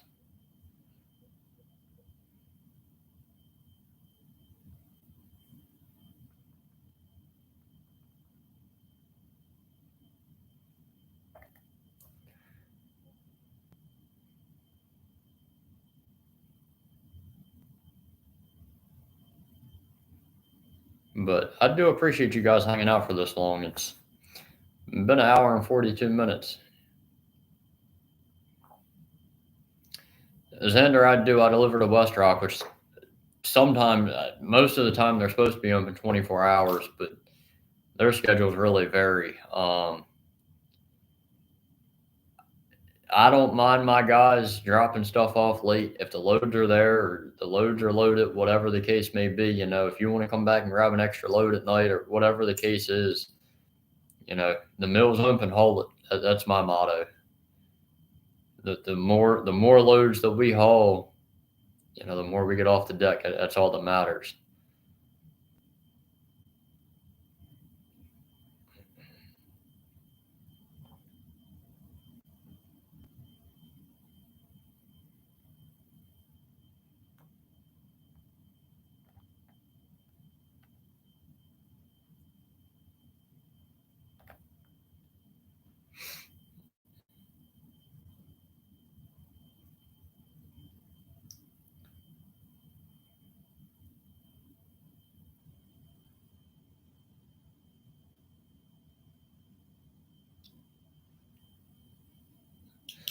Yeah, Mike, I'd be down for that. You just get up with me and let me know, buddy.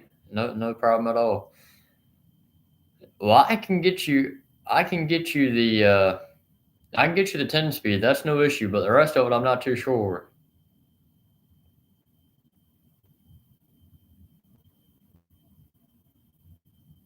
Well, Howard, I'm sorry it's a letdown, buddy. Bobby has retired, but I do apologize that you're let down.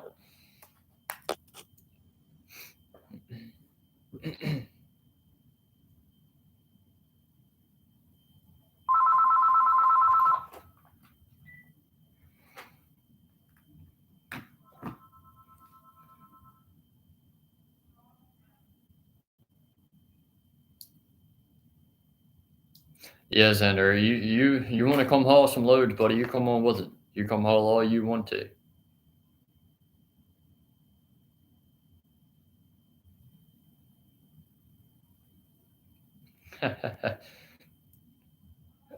GMCs are a lot better than Ford in my opinion. Um, Actually, I'll tell you one thing. I'll tell you one thing. It's coming up in a future episode. Is I can assure you of one thing. Um, I don't think any Ford would jump a backhoe, and my GMC sure done it today. The old hunting truck sure jumped a backhoe today. I don't think a Ford had enough power to do that. I think that would have blew that truck up if you hook a backhoe to it to try to jump start it. Hey guys, I appreciate that.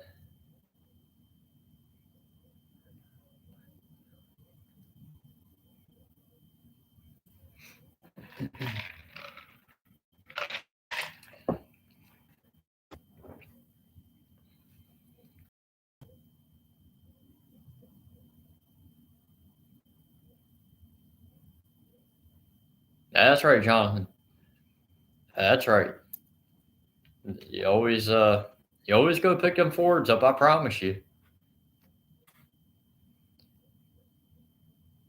man. Xander, I'll tell you the God's honest truth, man. And I tell folks all the time, it ain't about what you drive. It's about what makes you money. You know, Personal vehicles don't make people money. I try to tell people all the time.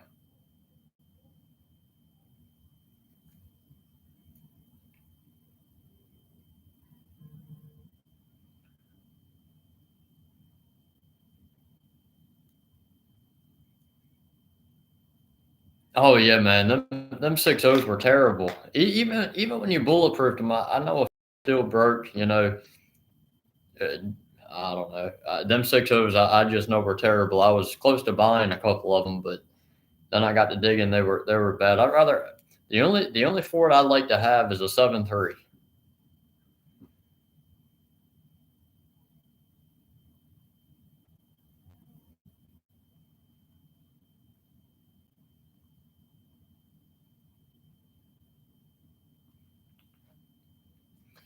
Um, the next video is coming out soon.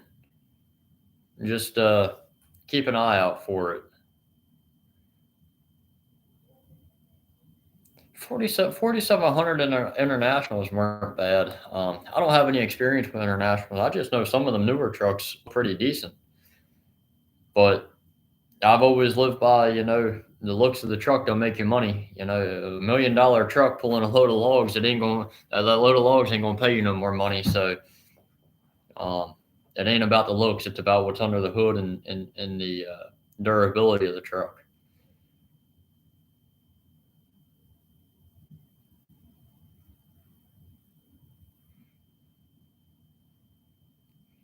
Yeah, Brandon. I don't know. Ford all around to me is no good. That's just my opinion. I haven't had any good luck out of Fords. Yeah, an old Duramax man was good.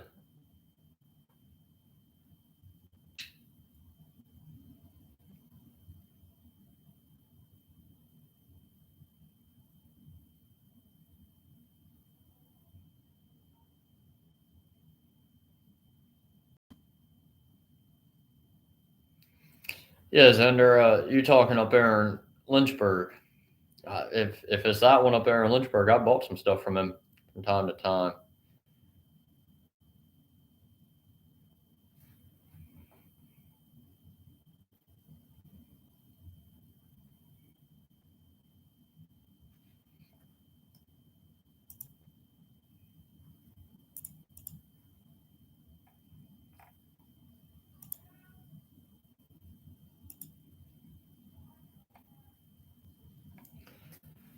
I agree 100%.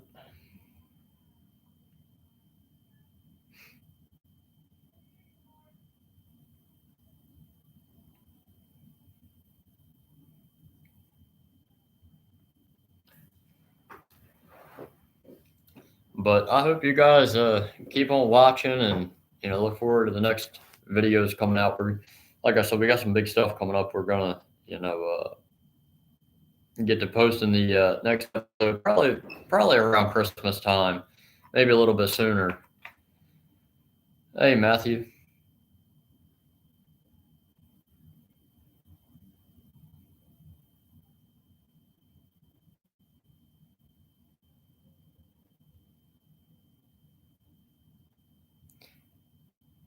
Um, yeah, you're not wrong on that. Need a set of knee pads before. Um, Mike, the log's pretty flat. I mean, the ground is pretty flat here. For the most part, it's actually really flat. We get our occasional hill here and there, but it's nothing like we don't need any crazy equipment than what we have.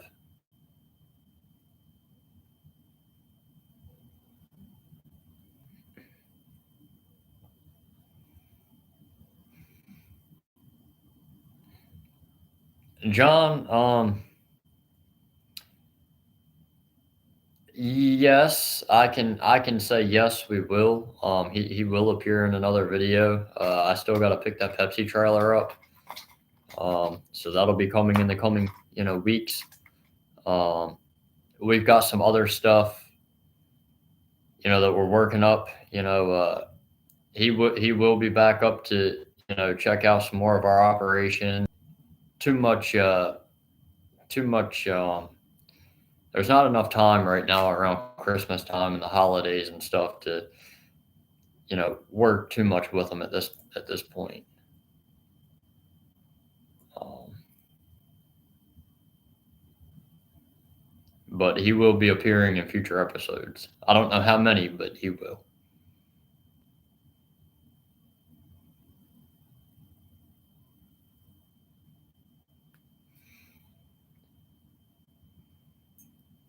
Xander, I believe I got it. I don't know. My phone's been buzzing over here quite a bit. Yep, I got it. Yes, sir.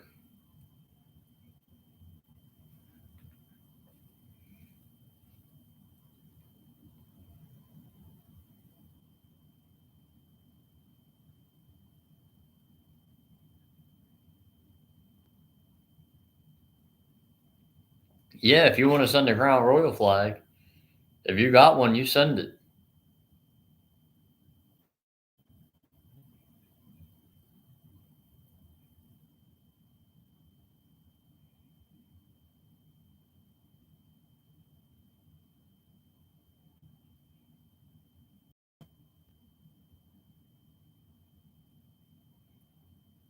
Um, Matt, I appreciate it, buddy.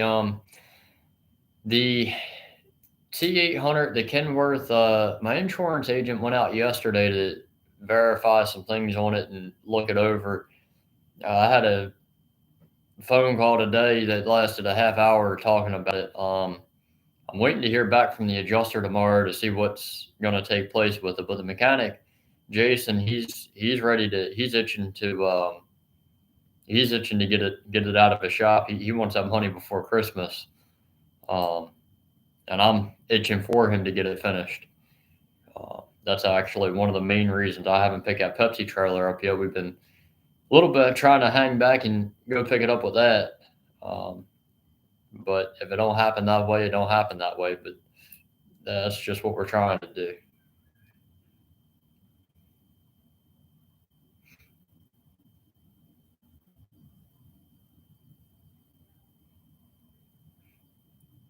Tommy, I agree, man. All trucks do have issues, but Fords have the most. I hate to say it, but they do.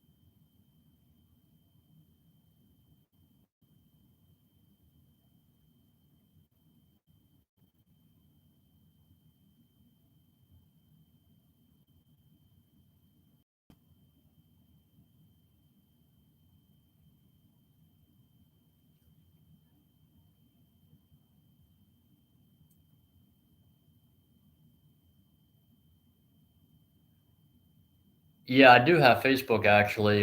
It's the same YouTube channel. So you look up Backwoods Loggers of Virginia, you'll find it. Hey, Mike, I appreciate it, buddy. Get over your contact info. I'd like to get up with you sometime and check your operation out or something, or maybe you come check mine out. But you be safe. But yeah, you check us out on Facebook. It's Backwoods Loggers of Virginia. Xander, I'll keep you in mind, buddy.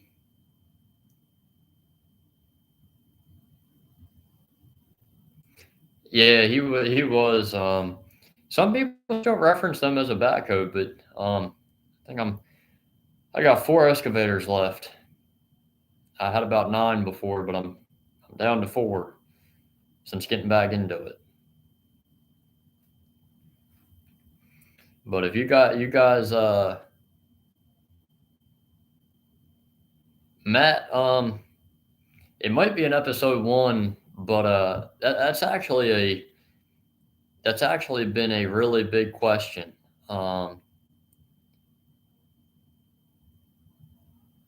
that's been a really big question here tonight on this live. I didn't realize that many people really wanted to know. I will. We may actually put that. I may actually do a, a narration of that in my next video. If not the next video, one shortly after. Um, but I will definitely give my life story on that. Doosan's actually pretty good. I'm not gonna sugarcoat that. They are actually really good. Um, they shocked me.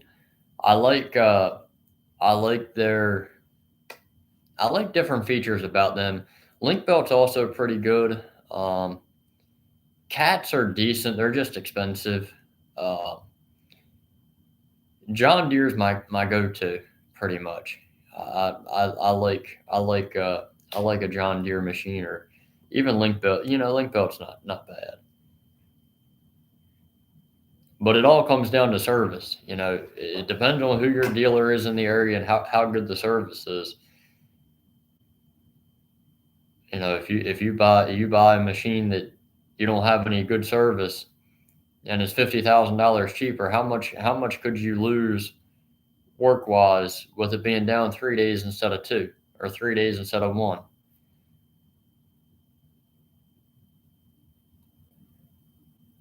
Is there any business cost a ton of money to start? You don't want to, if you have 20 grand and you want to go in business, but your truck costs 15 total, you have 5,000 left.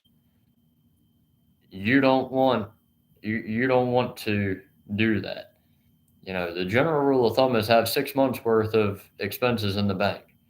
That's what I try to, live by. Every machine that I buy, I make sure that I have 6 months worth of payments in the bank, or, you know, I can pay, I can pay the labor, the fuel, guesstimate the breakdowns for 6 months before I jump full ship into something like that.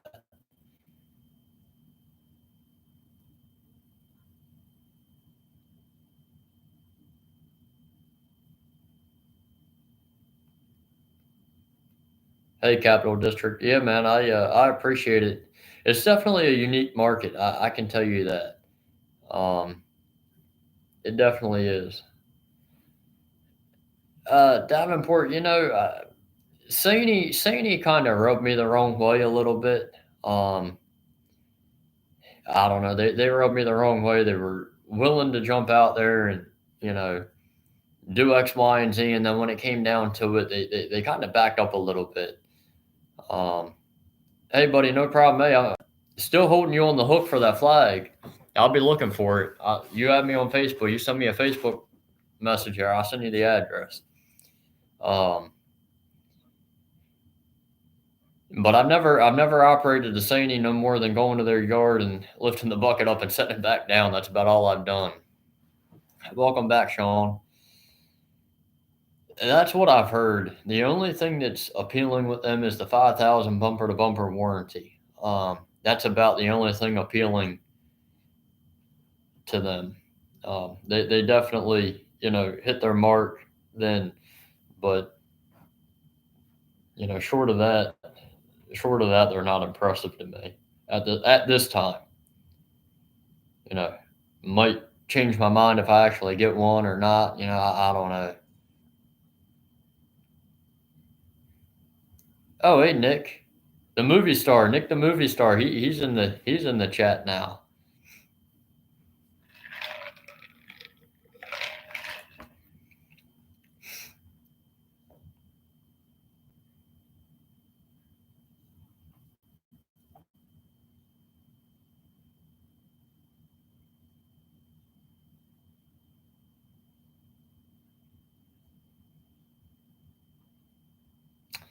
Getting a mulcher is in a forestry mulcher, or are you talking about a what type of mulcher?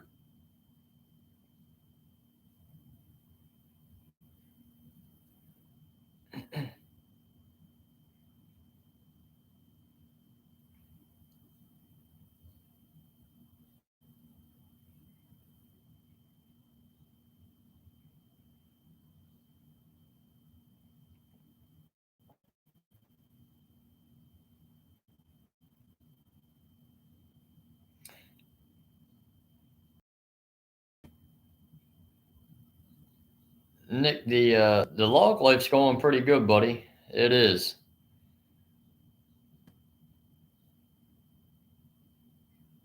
Hey, Xander, no problem, buddy. Yeah, for sure. Just let me know. No issue. Davenport, I said this the other night. Somebody else had asked about a mulcher. I'm not sure who, but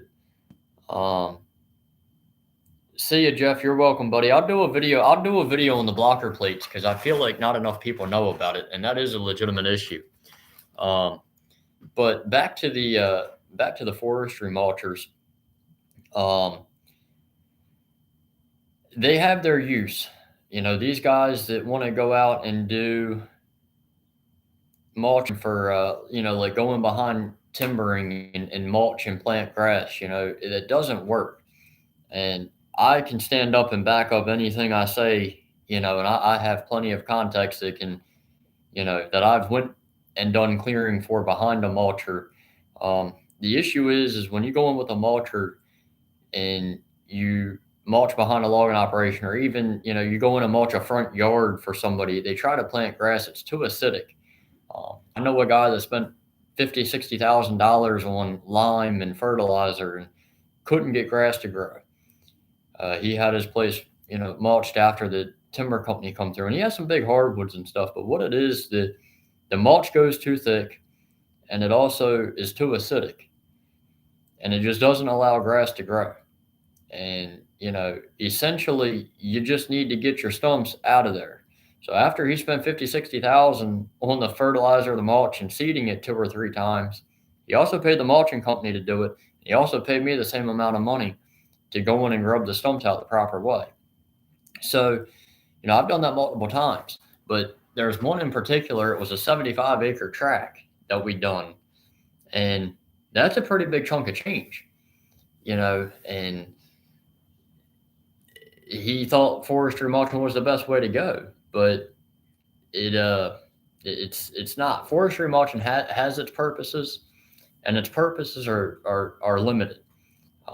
Going to clean up like a overgrown hedge in a field, that would work out good. Cleaning up hunting paths down here in Virginia, we dog hunt, so we can go and clean up hunting paths or something with a mulcher, give us a little bit extra room if it's applicable with the timber companies and stuff. Cutting in a new walking trail, stuff like that. Right away easements for the state or counties, whatever, or, cleaning up around ponds and sediment ponds, stuff like that. That has its uses, but if you're trying to actually have a yard and plant grass and stuff like that, forestry mulching is a scam in my opinion. And when you go in and do forestry mulching with the big tiger cats and stuff like that, and you're trying to actually just mulch the stumps on the ground, you already cut the timber and you're just trying to do the stumps. That's it. I can tell you the 75 acres that we done, every stump was exposed. We were able to see every single stump that was cut. We weren't digging down trying to find them. We could literally see them. So they weren't even level with the ground much. They were, 2 or 3 inches above the ground still. So it wasn't a very good job.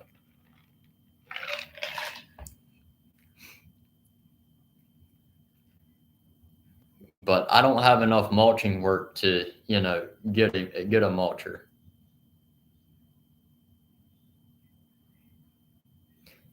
Yeah, pipeline jobs and solar farm jobs are good for mulching. You know, essentially, my favorite chainsaw would probably be. Right now, I'm impartial to steel. Would probably be a 500i, but um, we'll have to see. We'll have to see going forward how my standpoint is um, on chainsaws.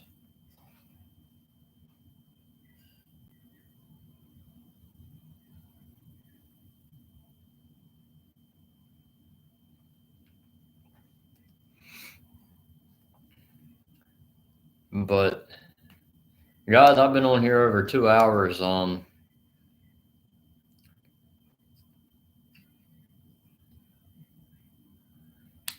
Nick, Nick, I can show you a video next time I see you. Ask me to see my tub grinder. Um, Wood chips actually don't make good mulch. Um, they're normally a small chip, about like that. Mulch is long and stringy. Chippers make good boiler fuel and stuff like that. But you can take mulch and mix it, or you can take chips and mix in with mulch and make mulch, but you have to have an even balance of it. But to get mulch, it's a grinder, a horizontal or tub grinder. Yeah, buddy, I seen that. I'll get back to you as soon as I get off here.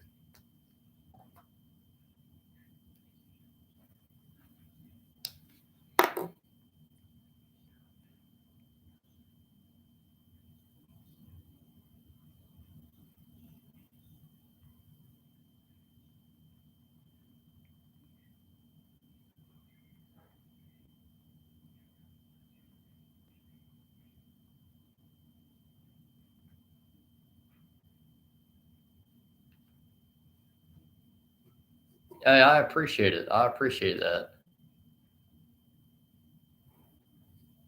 Yeah, Matthew, you be careful tomorrow as well. But all right, guys, be sure to follow me on Facebook, TikTok. Just look up Backward Loggers of Virginia. You'll find us. Keep an eye out for future content. I'm not sure when I'll be going live again. Um, Not sure when I'll be going live again, but just keep an eye out for content because I got a few ideas to put some content out coming up. Hey Nick, I appreciate it, buddy. You be safe out there too. Everybody be safe. I will. I'll see you guys soon. Thank you.